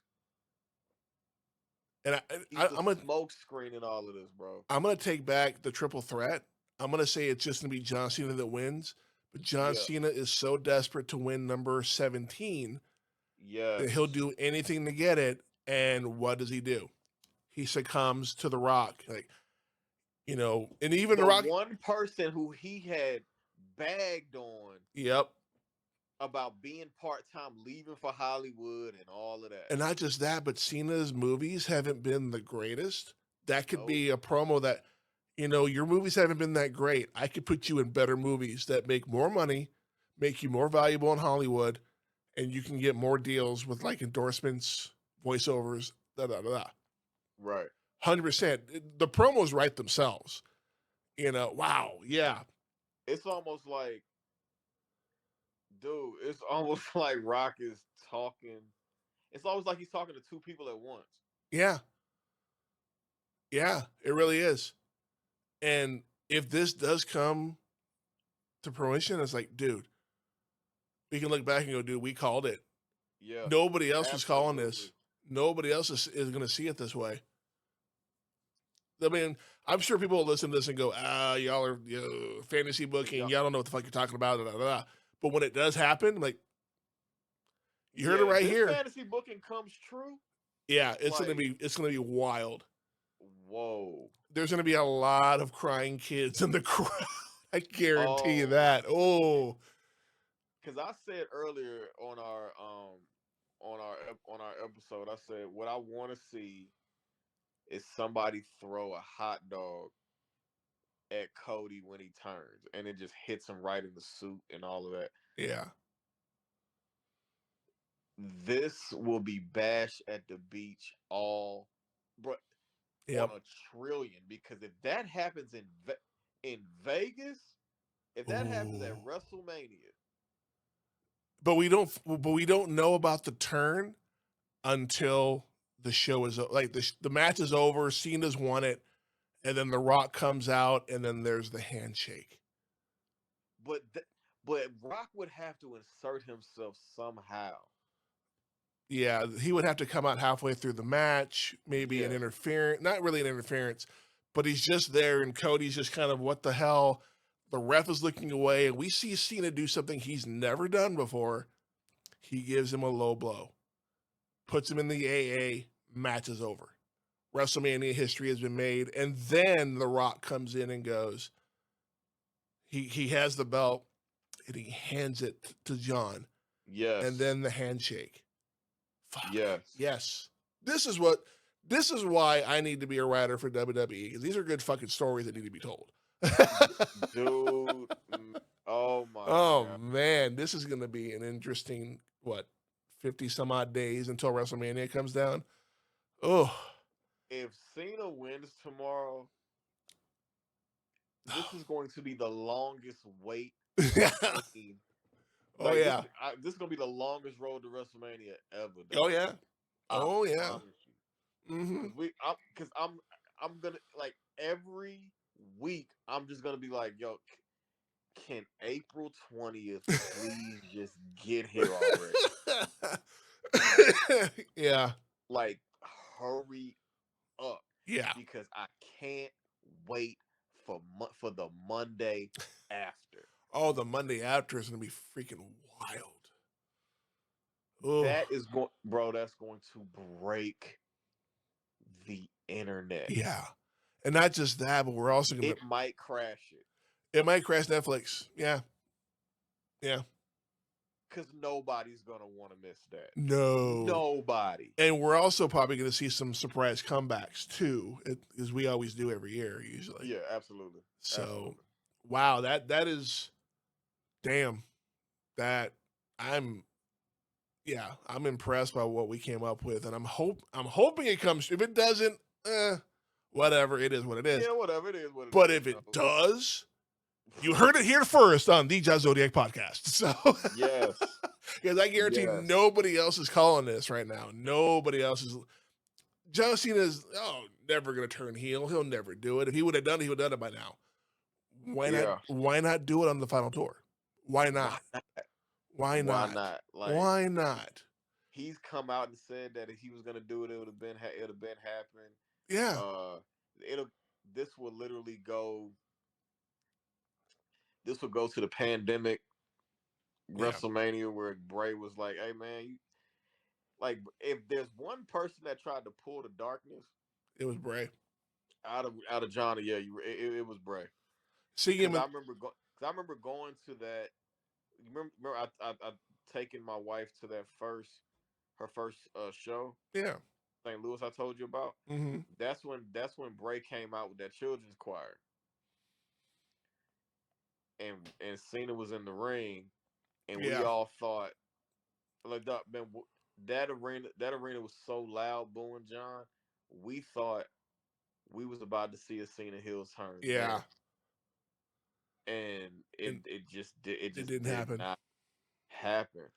I don't think it was the right time, not the right storytelling either. I think what they did was just fine, except Yeah, for Cena winning. Obviously, I would have preferred Bray to right. win, but whatever. Absolutely. But Absolutely. wow. I do know we did get off topic a little bit there, but you know what? That's the sign of good chemistry between one person to the other is that you can get off Absolutely. topic. But you know what? We got to the finish line. Uh-huh. You know, we both. I think we both had Cody turning, and then after some discussion, like, well, wait a minute, Yeah. no, it's gonna be the Miz. Who? No, just kidding. No, not the Miz. I'm really hoping that this happens. Of course, yeah, like you said, the next 7 weeks are going to be long. Just Long. waiting the build up, watching Raw and SmackDown, waiting for it to come from. And it's not even going to be the first night; it's going to be the second night. So we have to wait one night of WrestleMania before we get our answer. Right. And I'm Like it's like, just man, come but on. Like, we have to get past Elimination Chamber first, and hopefully our booking ideas are spot on. yeah. And real quick, going back to the chamber, I think Seth and Drew are so obsessed with Punk that they have no shot. They are so obsessed with that man right now So that like their whole demeanor changes. yeah, 100%. They're so like that's how I know Seth is not winning because Seth went from y'all have no chance to Damian and Drew of winning when I'm in there Yeah, to I'm gonna make sure you don't win, Punk. Like you're never going to yeah, WrestleMania. Your dreams will be shattered. X1, all of that, and it's you are very obsessed yeah, with Punk, and so is Drew. Drew is so obsessed that his last match against Punk resulted in him getting a little injured, and he lost. yep, Seth is not over anything him and Punk have been through, including losing to dude at the inaugural Raw on Netflix. Yeah, man, they are really they are hell bent on Punk not winning. That is just gonna really be a match between Logan and Damian and Cena at that point. yeah. And we both agree that um I think Logan. they might even pull the smoke screen again and make it to where it's Cena and Logan Paul are the final two. Make us think that Logan's going to go on to WrestleMania. They'll pull the same thing they pulled with Jey Uso. Oh, Jay's not going to win, but this time John actually does pull out the win. exactly. Yeah. And so it definitely could be that as well. I know we could do an entire episode on Seth Rollins being a crybaby about CM Punk when he left versus when he came back, and how CM Punk is living rent free in Seth Rollins' head right now. That could be a whole episode by itself. Absolutely, dude. Oh man. So we're going back to the segment, dude. I love, I absolutely love what Damien did to Drew in that segment. I loved it Especially the way he was because sitting on top of the booth. He's like, exactly you're like sitting just like he does. yeah, like I was like, look, he's like, bro, dude, he's like, you're not obsessed with him. Look at you right now. Yeah.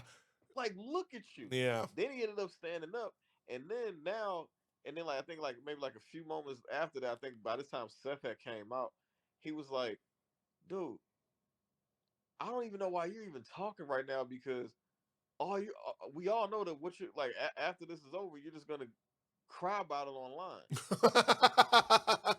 Yeah. Like he's like you're gonna cry about it, like cry about it in the back. And Drew was legitimately pissed off about that. He Yeah. was like, man, you gonna say that on camera? Yeah, Drew. Yeah, Drew was hot about that. Yeah. Oh yeah. But you know what? It's gonna make that match even better. Yeah, I Some think receipts will be everybody cashed had in it tomorrow night. I right. guarantee it. Some receipts will be cashed in. Absolutely.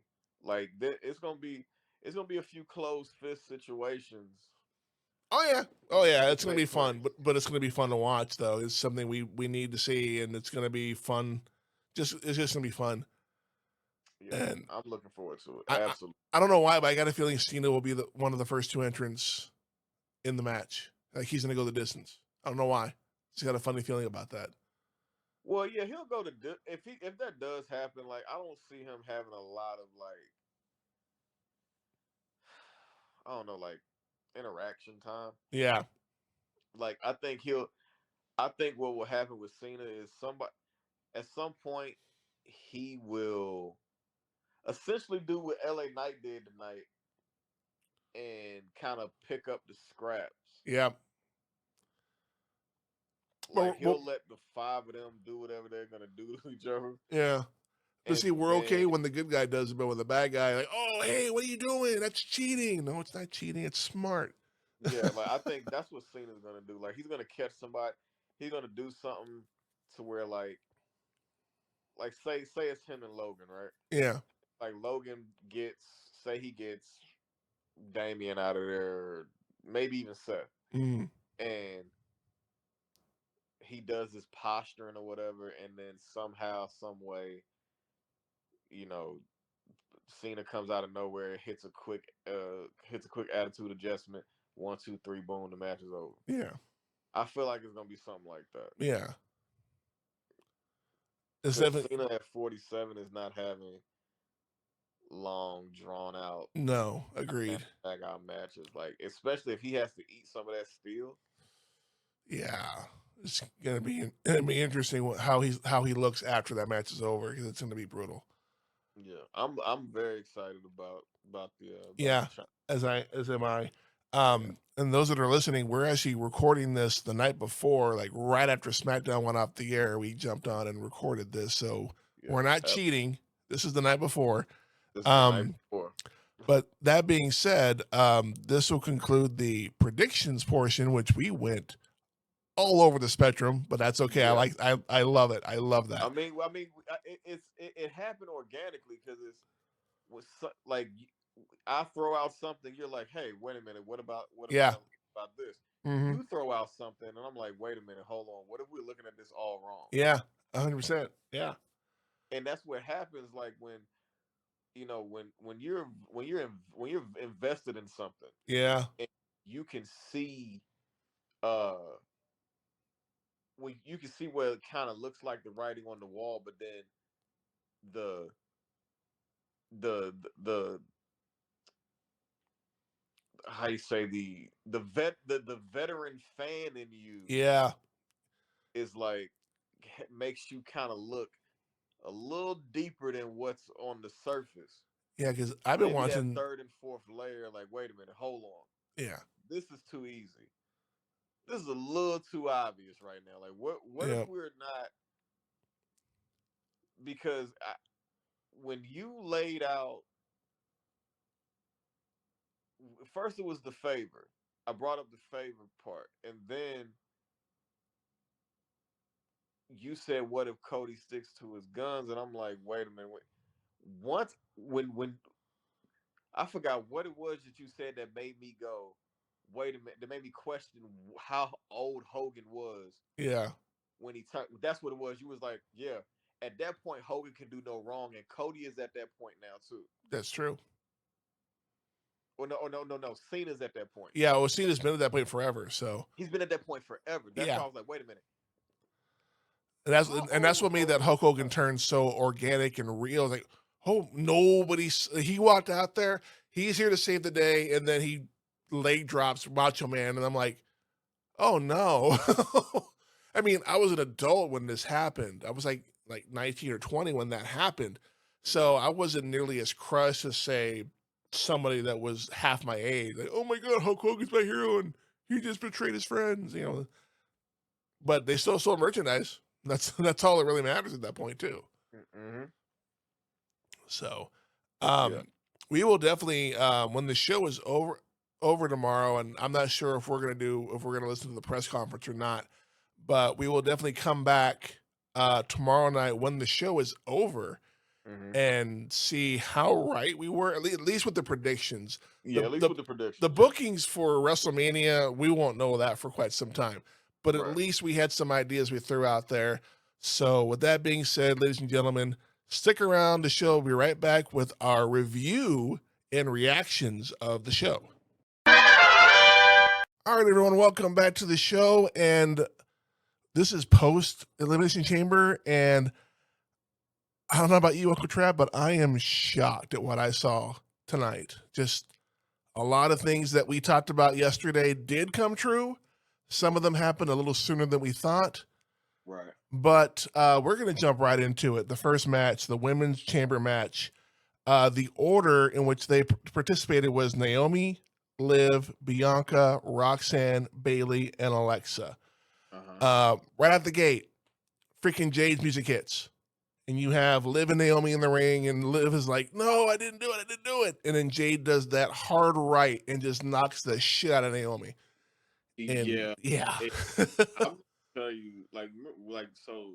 Last episode we talked about um Becky Lynch and the shots yeah, she took, and you know just the chaos of what that time frame was. yeah, I have never seen a female in wrestling get dog walk like that. yeah. Oh yeah, big time. That was something. I mean, it was vicious. Like that was a part of that was a part of Jay Cargill that no we have never seen Yeah, AEW nor like up to this point, like nobody's seen that. agreed, 100%. And when she laid into Naomi the way she did, and then the dramatic factor of it, of you know it's happening right in front of Bianca, and Bianca Yeah, can't get out of the pod, and then she slams the chamber door yeah, on her and then walks off. I'm like, oh my god. And so like, and it was crazy, man. yeah. And then the fact that Naomi couldn't continue, she was the first elimination before the bell even freaking rang. Um, this was definitely, and we both were thinking that it would be Alexa that would win this, just because it would have been a great story, Alexa playing mind games on Right, Rhea. right, And we're saying Rhea like she's already won the match on Raw, but we'll get to that in a minute. But right. it ended up being Bianca winning the match. I mean, it's like, okay, fine, you know. But I think there's two stories here that we'll talk about here in a second that are kind of going. Number one, I don't think Jade's done, because I still don't think Naomi did it. Just You the know what? just the way that Somebody, Bianca was acting, I don't think it was Naomi. I think there's something going on where Bianca was wearing one of her like a wig that looked like her hair because she's always got different colored hair all the time.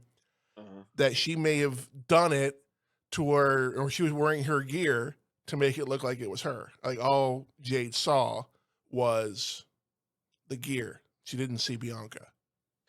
Right, and that's my. So I looked at WWE put out the shot of Naomi getting stretchered out. Yeah. And I went to the comments and somebody said, people were like, well, hey, the Bianca apology button right here, or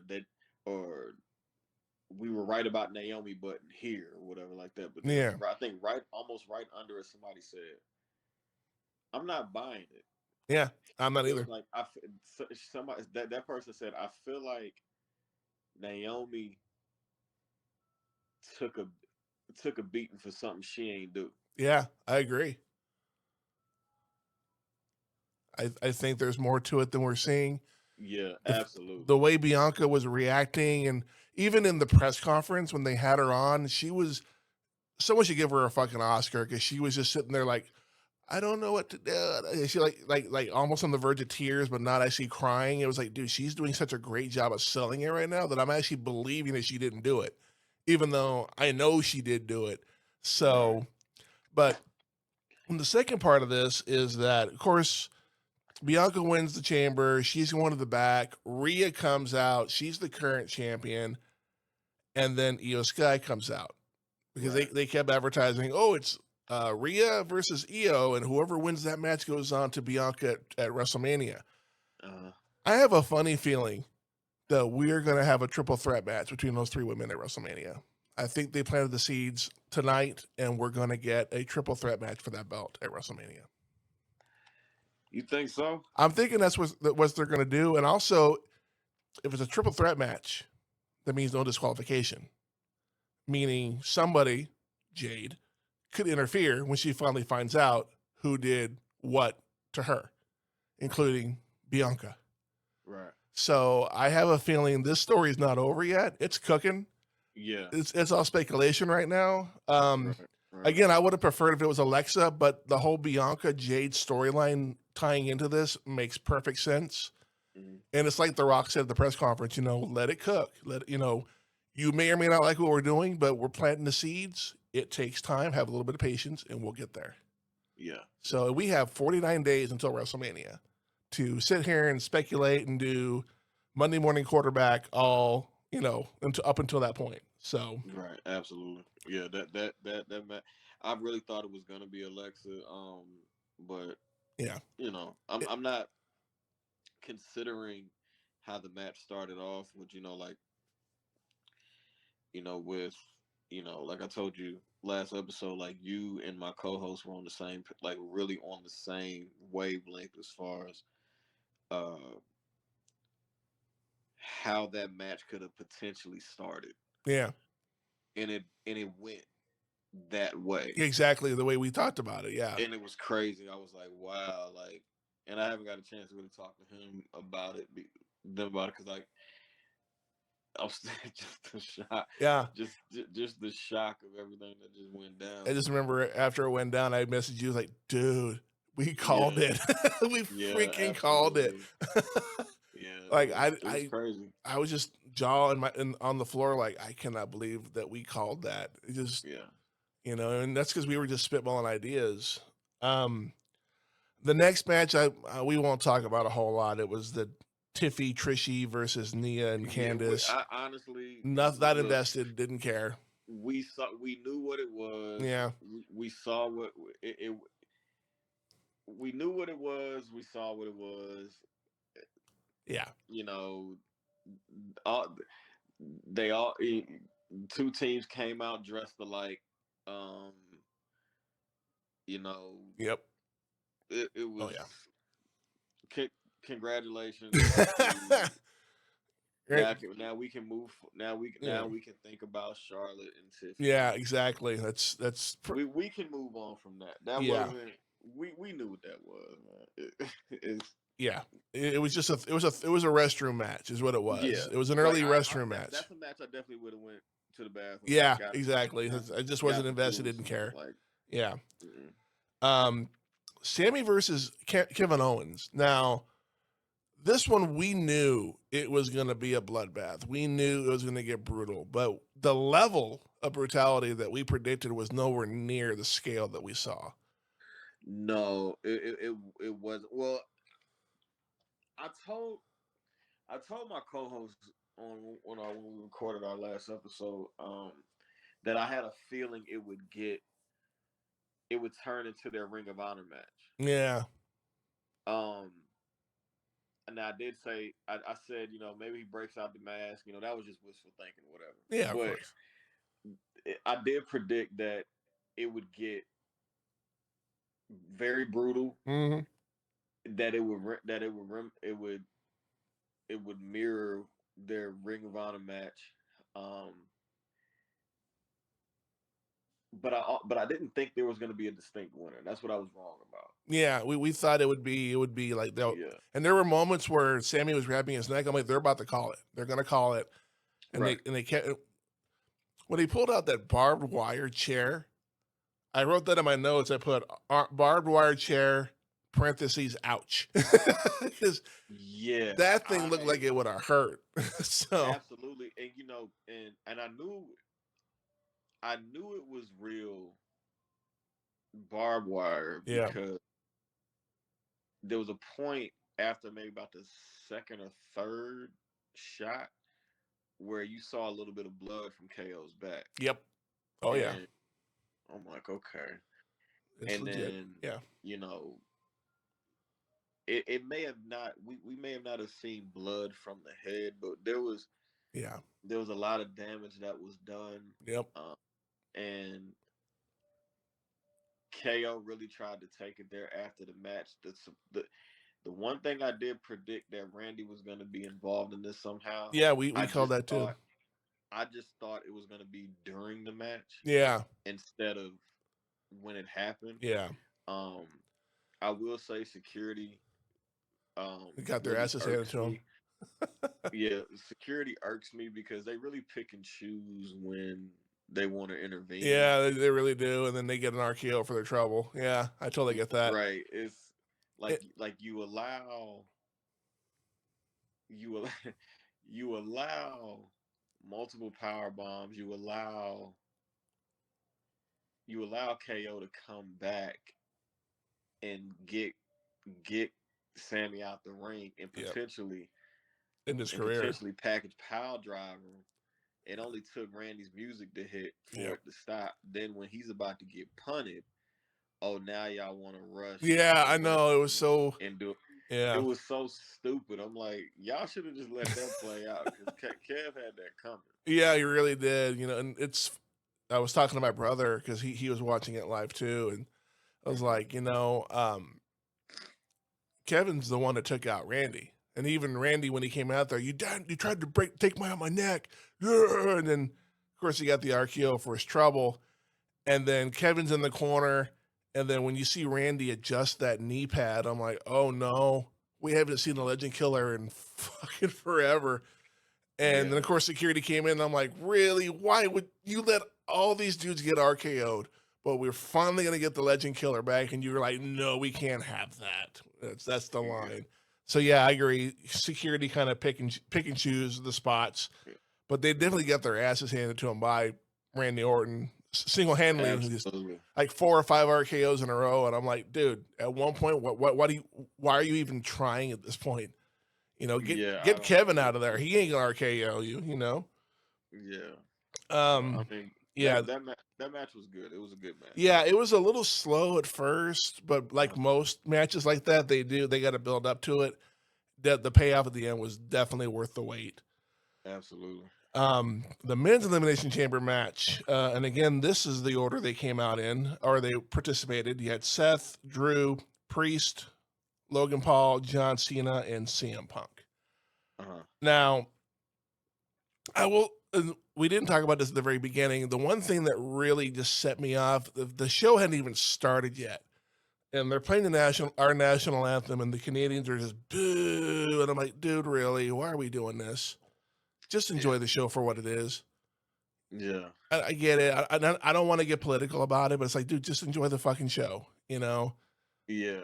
You know, I'm not. I was not feeling that at all. Yeah. Um.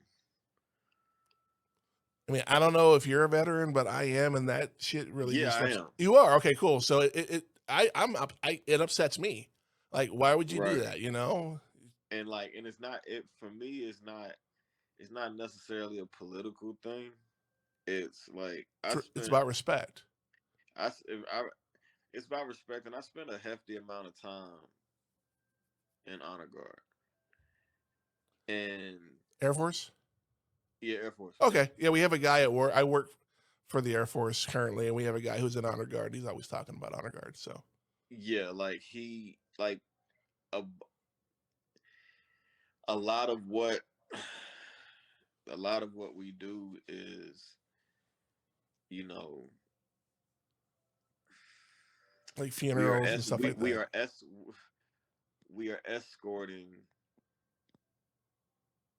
active duty veterans and retirees to their final Yep, resting place. yep, 100%. Yeah, that's true. Yep. And I don't want to get too into it because I feel my blood boiling. Yeah, I don't But blame I'm you. just gonna. But yeah, I wasn't feeling that. Yeah, I don't either. So Yeah, I went to that because of what Logan Paul did when he came out. When absolutely. I he love came it. out with the American flag, and I'm like, I don't like Logan Paul, but he just Yeah. gained just a tiny bit of respect for me because that's what I would have done in that situation. If you're gonna boo Uh-huh. me, but guess I'm a fucking American. I'm fucking proud of it, regardless of what's going on. Exactly. You know, Exactly. um, You're not feeling it because the thing about it is like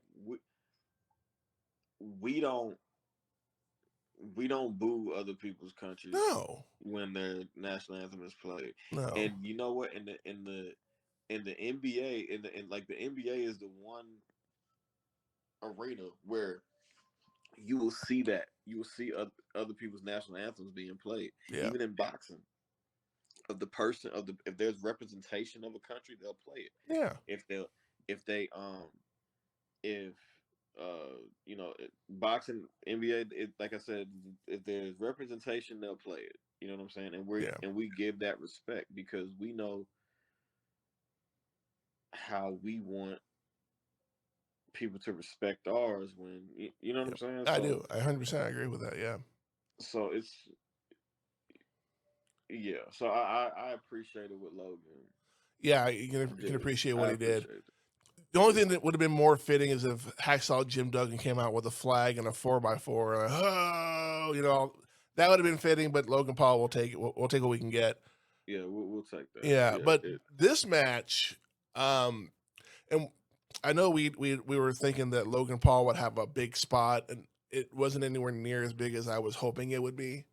yeah. It was kind of like a half-ass frog splash from the top of the chamber Uh-huh. itself. So like, okay, cool, that's the spot. I was expecting him to do like a 450 splash or something crazy like that, but it didn't Yeah. happen. They probably told him not to do anything stupid or crazy, and Well, yeah, like they yeah, probably did because it's one thing to be in the Royal Rumble and jump halfway across the ring yeah, and meet the other guy, or you know do the the moonsault yeah, that he pulled off at SummerSlam last year. It's one thing to do that to and I'm gonna mention Fort Montez because it's like he went to the top, but it's like he just kind of made himself drop onto everybody yeah, else. So yeah, that's relatively a safe like spot. yeah, Logan, I don't think Logan lives in a video game, yeah, and Logan would have and had I feel like if they didn't like rein him in on what he could have popped, like we would have saw something yeah, because so um when Taker was on his podcast, hmm and they were talking about that move that he Yeah. pulled off Yep. at SummerSlam. My comment is actually getting is running up likes. It's like over maybe like 220. I said, Taker ain't lying because that move that Logan pulled off came straight out of WWF No Mercy video game. Yep. And that's why I say he lives in a video game. He Yeah. would have definitely tried Yeah. something And you don't out there. and you don't want to have a WrestleMania Brock versus Kurt Angle where Brock does a I forget what movie he did, but he Oh, the damn near shooting star. the shooting star press, and he damn near broke his neck in the process. Yeah. So yeah, you don't want that to happen. So you want to, or at least practice a spot or something. But thankfully, he didn't do anything crazy. Um, this match was pretty much about egos. It really was. Yeah, absolutely. Especially with Drew and Seth, especially when Cena's trying to attack CM Punk, and freaking Seth is pushing him off, going, "He's mine. He's mine. He's mine. I'll take care of you." Oh, cool. Whatever, bro. Do your thing.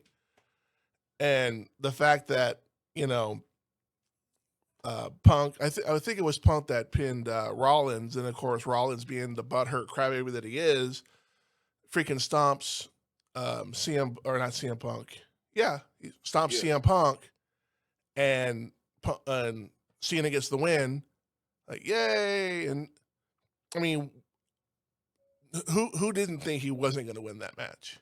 I mean, Well, yeah, like, it's I know I wanted the triple threat. That's where my mind was at. But the booking I would have gone with would have been Cena just to give him the opportunity to go and at least have the chance to win number 17 at WrestleMania. But right. Now and we talked now about it going before into we hit that, record. But yeah, when that chamber lifts up, and of course Cody's music hits, it's like, okay, we're gonna do this now. uh-huh. Okay, that's cool. Cena's. Right. And it's one of those things where I was thinking that Cody came out to kind of confront John and have their little pleasantries and everything, which is what happened. They shook hands, they were talking, and then the Rock's music hits, and I'm like, oh, we are going to do this now. Okay. Uh-huh. And the scene is Yeah. just kind of in the background with Travis Scott with a belt. I couldn't see what belt that was. It looked like it said hardcore on it, but I wasn't sure. Yeah, it may have been like an updated hardcore situation. Yeah. That's what it looked like, but who knows? Yeah. I was more I really focused didn't on, understand why he was there. yeah, I didn't either. I mean, it is what it is. But the whole exchange between The Rock and Cody, and of course Cena's in the background, like yeah, yeah, yeah, cheering on Cody, which looked a little suspect in itself. And then Cody says the words, "Go fuck yourself, Rock," or something along those lines, and it didn't bleep Right. it out. And I'm like, oh, Cody just told fucking Rock to go fuck himself. So I'm sitting there and like, wow, cool. Like for real, like for one that just happened. I'm like that they really they did that. Yeah. They'll They bleep allowed out the that to word happen. shit in the press conference, but he said the word fuck, and it's like, oh, okay. Yeah. And then, and we talked about this before we hit record, that, Cena and Cody embrace, and then the camera focuses on Cena, and he has that blank stare, and then The Rock does the neck gesture that he did at Bad Blood not too long ago, Uh-huh. and then Cena kicks Cody, he sends him to Dick Kick City, kicks him in the dick, and then just beats the living shit out of him. Yeah, it was Unexpected. it was unexpected. Well, Now last episode we were spitballing stuff out, and yeah, a comment got made, and it made me it was like a light bulb went off in yeah, my head, like right in the moment. I said, wait a minute, when like you said we were talking about Hogan and Bash. I forgot how we got yeah. on this. Yeah, I that's was what we comparing were it. talking about. Yeah, Like we were talking about him being like at Hogan's level as far as like babyface being the face of the business and yeah, the company, and like for how long, however mm-hmm. long. Yeah. And I said, wait a minute, what if we're looking at this all wrong? Like how old was Hogan when he turned? And he was 43. 43. And Cena's now 47. He's 47. So not too far off in age. Not too far off. No. But it is, if Cena was to do this, it would be so unexpected. And then we got to talking about, it was almost like Rock, it was talking to two people. Yeah. Yeah. And we talked about that too. That Yeah, it was, just kind of, and then what, and as we were talking about that, how everybody's telling Cody, you shouldn't, a X, Y, and Z, boom, boom, boom. The one person that stood out to me was Miz. Yeah, agreed. And I was telling my brother about that too. I said, if you go back and watch SmackDown and listen to what the Miz was saying, the Miz was pretty much telling us what was going to happen without actually telling us what was going to happen. What was going to happen. Yeah. Yeah. And when it happened, I had to pause the show, had to hit rewind back a couple seconds to ensure that actually fucking happened, because I did not believe what I saw. Right. And sure enough, I rewind it, and he kicks Cody in the dick, starts beating the crap out of him with his own watch and the belt and all that stuff. And I'm like, okay, cool. This is finally happening. And I've been a Cena fan since day one, and I've been wanting a heel turn for forever. Absolutely. And my brother's like, I guess you're happy you finally got the heel turn. Like, you're fucking right, I'm happy, because now we're going to get heel Cena, territory we've never seen before. No. And I don't know if you watched the press conference or not. Yeah, he just mic dropped. He just mic drop and done. And I'm like, dude. And there was a comment, they had the video online. And I always look at the comments. And the first comment was, heel Cena is going to be fun. And I could not agree more. Absolutely. Because now this whole hustle, loyalty, respect thing is going to take a whole other turn. And I would not be surprised if we get Thugonomics Cena back for one more year. I would be okay with that. I would be so okay with that. Absolutely. And I kind of thought about that too, where this last time is now thing, and this is after we kind of came to the conclusion, like, wait a minute, we're gonna get a Cena heel turn. Yeah. We didn't think it was gonna be tonight. No, not even close. But we if it was going to happen, it would happen at WrestleMania to ensure he gets 17, right? To really have that handshake deal with the, quote unquote devil. Yeah. To ensure he doesn't walk out a loser. Yeah. We thought it was gonna be WrestleMania. Yeah, we did. The Elimination Chamber, nobody had that on there. No. And even The Rock in his press conference was like, nobody had this on their bingo card. Yeah. Not for the Elimination Chamber. It was, nobody was talking about it, because it's the last thing you would ever think. And I know, for me, being as long as a fan of Cena as I've been, I just was like, when is it? Are we never going to get this? And I'm so happy, because now WrestleMania, I'm more hyped for this WrestleMania than I was for last year. And last year was off the fucking hook when it came to the speculation of what's going to happen with the Bloodline street fight on night one with Seth and Cody versus the Bloodline, and then everything else that transpired. So I'm like, how are they going to top this? Yeah. And coming to find, and then, like, as reports are coming out that, they're still trying to sell tickets. Yeah. For WrestleMania, and like how it's not, like, we would have been heard this was sold out. Yeah. You know what I'm saying? I think a big part of it is people are not sold on Jay and Charlotte. It's one of those things where people don't want to see Jay go up against Gunther, because we know Gunther's going to win. And we already know Charlotte's probably going to win anyway. So why? Yeah. Yeah, see, I would like to. I believe Jay's winning. That's my whole belief. I really believe Jay's winning.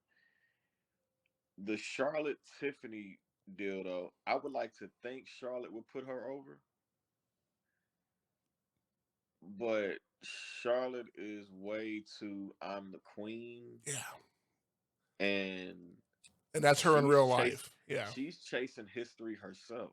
Yeah, which it's just not which really, I go back. I really go and look at her reign and like how she went back and forth with Sasha for Yeah, the belt, yeah, and even Bailey from her for a little bit, and yeah, it's just at one point it was only three, maybe four people that were vying for, that were in that consistently within that yeah, conversation. And I remember it being every other PLE, her and Sasha were trading off the yep. belt, Or they would trade it off on Raw. It's like, or they oh, trade off on Raw, something like that. And yeah, it's it's like, like how legitimate is how legitimate is your title accumulation? You feel that's just me, I mean, how I feel about it. for me, for someone like Cena who's won 16, but he's been doing it for 24 years, those reigns Exactly. are spread out over time.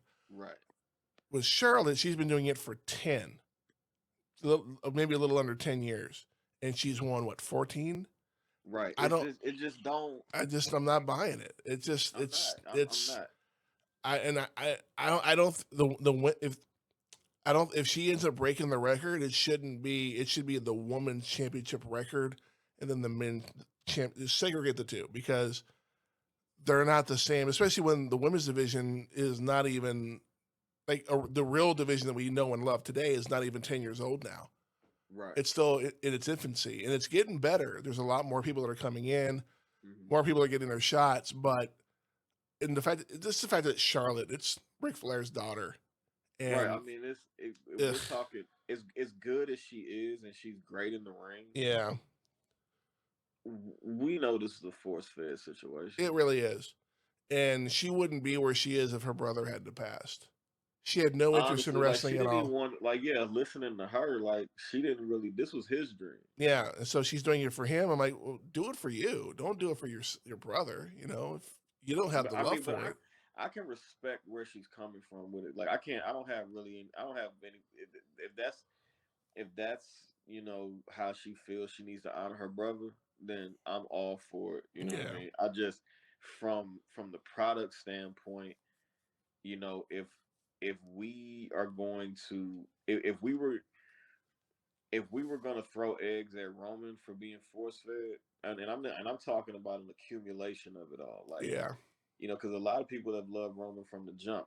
Me personally, like, I've never not liked Roman. You know yeah, what I'm saying? Even when Rock came out and helped him, I'm like, okay, cool. Like, I'm old enough to understand that this is what it is. They pick who they want to be the guy. yeah, Fine. You feel what I'm saying? But yeah, if if the universe is going to throw eggs and throw tomatoes at Roman for that, for being under the umbrella, uh um nepotism and all of that, then we got to do the same. The same thing has to be done for Charlotte. Oh yeah, I agree 100%. Yeah, it's just yeah, and and I've never been a fan of Roman. I always thought he was the weakest member in the Shield. That's just me. I've never Well, been. that's because he couldn't talk. And even when he tried to cut a promo on Cena a while back, Yeah, and Cena's like, "Well, come on, if you're the big dog, you got to cut a promo." So just he's gotten better, yeah. but if Bro, he has literally, like, he has improved. I mean, he's eons better than that oh dude. yeah, but my thing is, if you're gonna make the guy the top guy, he has to check all the boxes. Well, yeah, of You got to course. be a good wrestler. You got to be able to cut a promo. The fan appeal will come over time, I guess. Yeah, There was a time Cena was in the same thing where nobody liked him and then they loved him and then it was like, shit, we're not sure where we are. Kind of 50-50. yeah. Let's go Cena suck chance start. So, but it's going to be interesting. Well, what we saw tonight, just all the build up for WrestleMania, which again is in 49 days, and I thought it was the beginning of April. It's in the middle. Yeah. So I was Oh yeah. like, oh my It's like god, it's like 2 weeks. It's like 2 weeks, maybe a week and a half before the month ends. yeah, it's on the 19th and 20th. So Yeah. it's going to be that gives them just over a month for storytelling and planning and planting the seeds for different stuff. Because I'm pretty sure we're going to see either a Damian Priest and a Seth Rollins match at WrestleMania, or we're going to see CM Punk versus Rollins again, something along those lines. Because just All the stuff we saw in the Well, chamber. it's gotta be um it's gotta be Punk and Rollins at Yeah, WrestleMania. which we've seen it, but you know what again? Why not? You know, Yeah, you know what I mean. Like it is what it is. yeah, why not? And I mean, And even Rollins said, "You're not going to be the main event at WrestleMania. It'll be over my dead body. I'll make sure of that." And he sure as hell made sure of it. he sure made Yep. he So definitely made sure of that. You know what I'm saying? So that's why it has to be it yeah, has to be that, which kind of makes me think about what this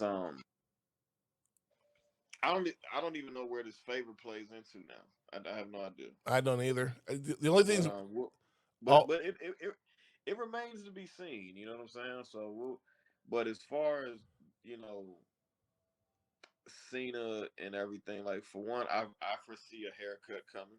Two, um, maybe a change of uh, wardrobe oh yeah, definitely a change of wardrobe. Like he ain't coming out in the colors and all of that or shit. the Especially jorts. Yeah, he'll be. Yeah, to be honest with you, I'll probably see him coming. If you've ever seen have you ever seen Daddy's Home? yeah, I have.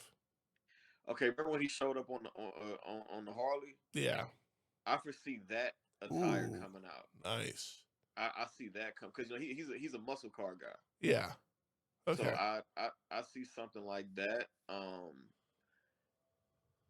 And I'm not all the way sold of him winning 17 at Mania because I think this right here and a Cody Hill turn is not coming anytime soon. No, no, no. And if it does, it won't be till much later in the year. Yeah, If it even does. it would be like round round winner Yeah. when that happens if it happens. Yeah. But we can go ahead and like kind of shelve that, kind of pack that up a little bit Yeah. because there's really no reason for that to happen right now. Yeah. Like right now, as of right now, Cody is the biggest baby face in the business Yep. now. 100%. And Cena became the biggest heel, just like that. Just like that. Just like that. Forget Dominic. Forget The Rock. It's Cena. He It's went. John Cena. He went. This is Bash at the Beach all over Yeah. again, when every kid in the crowd had red and yellow on, Yep. bandanas, wristbands, cut off T-shirts, Yep. Everything. and tank tops and everything, and then watch him drop the leg on Savage. Yep. Every I get every kid in that arena, a good chunk of the youth in that arena had on colorful John Cena t-shirts on Oh yeah. from I mean throwbacks to current, and then going to this whole the last time is now. What if we weren't looking deeper into what this farewell tour really is? Yeah. There's a lot more going on that we probably know about. You know what I'm saying? Like, what Yeah. if the John Cena y'all knew, farewell on this one. Yeah. What make I mean you can't help but think that now because look what happened. Yeah. Oh You yeah. know what I'm saying? Oh yeah. And the fact that he did the press conference, he did the mic drop. It's like, okay, there it is. He's got nothing to say. His actions spoke for himself. What else is there to say? And it's brilliant Yeah. for him And to go. I don't know when we will see John again on network television. Like I I don't know when he's scheduled to show up, but I would almost assume that remember when Roman beat Undertaker Mm-hmm. and they wouldn't let him get a word in how they do Dominic for real. Yeah, that's gonna be the same thing. Oh I yeah. promise you that is going to be whatever segment that is. They might want to wait until the end of the night to Yeah. bring Cena on Mm-hmm. because the fans are going to hijack that show with boos. they are not going to let Cena say anything for a good 45 minutes if it's Yeah. anywhere in Yep. a good, anywhere in the middle of that show. And they should do it on Raw because there's no time restraint. They can have the show as long as they want or as short as they want. It would make more sense to do it on Raw than on SmackDown. Even though SmackDown's a 3-hour show. It would. It absolutely would. And mind you, I wouldn't be surprised if he shows up on Raw. Yeah, I wouldn't either. So we've talked about the show. If you could grade the show based on what we saw, what would you grade it?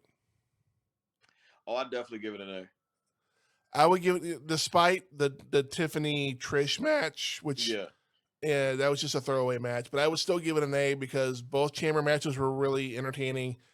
That Sammy and Kevin Owens match, just a whole new level of brutality. And then, of course, the aftermath at the end of the show when Cody and The Rock had their exchange and then what we saw. Yeah. So I would definitely give it an A. Somebody in the chat had said that when people ask me why I love to watch wrestling, I will refer to this particular show and show them this is why I watch wrestling. Because this was such a great show.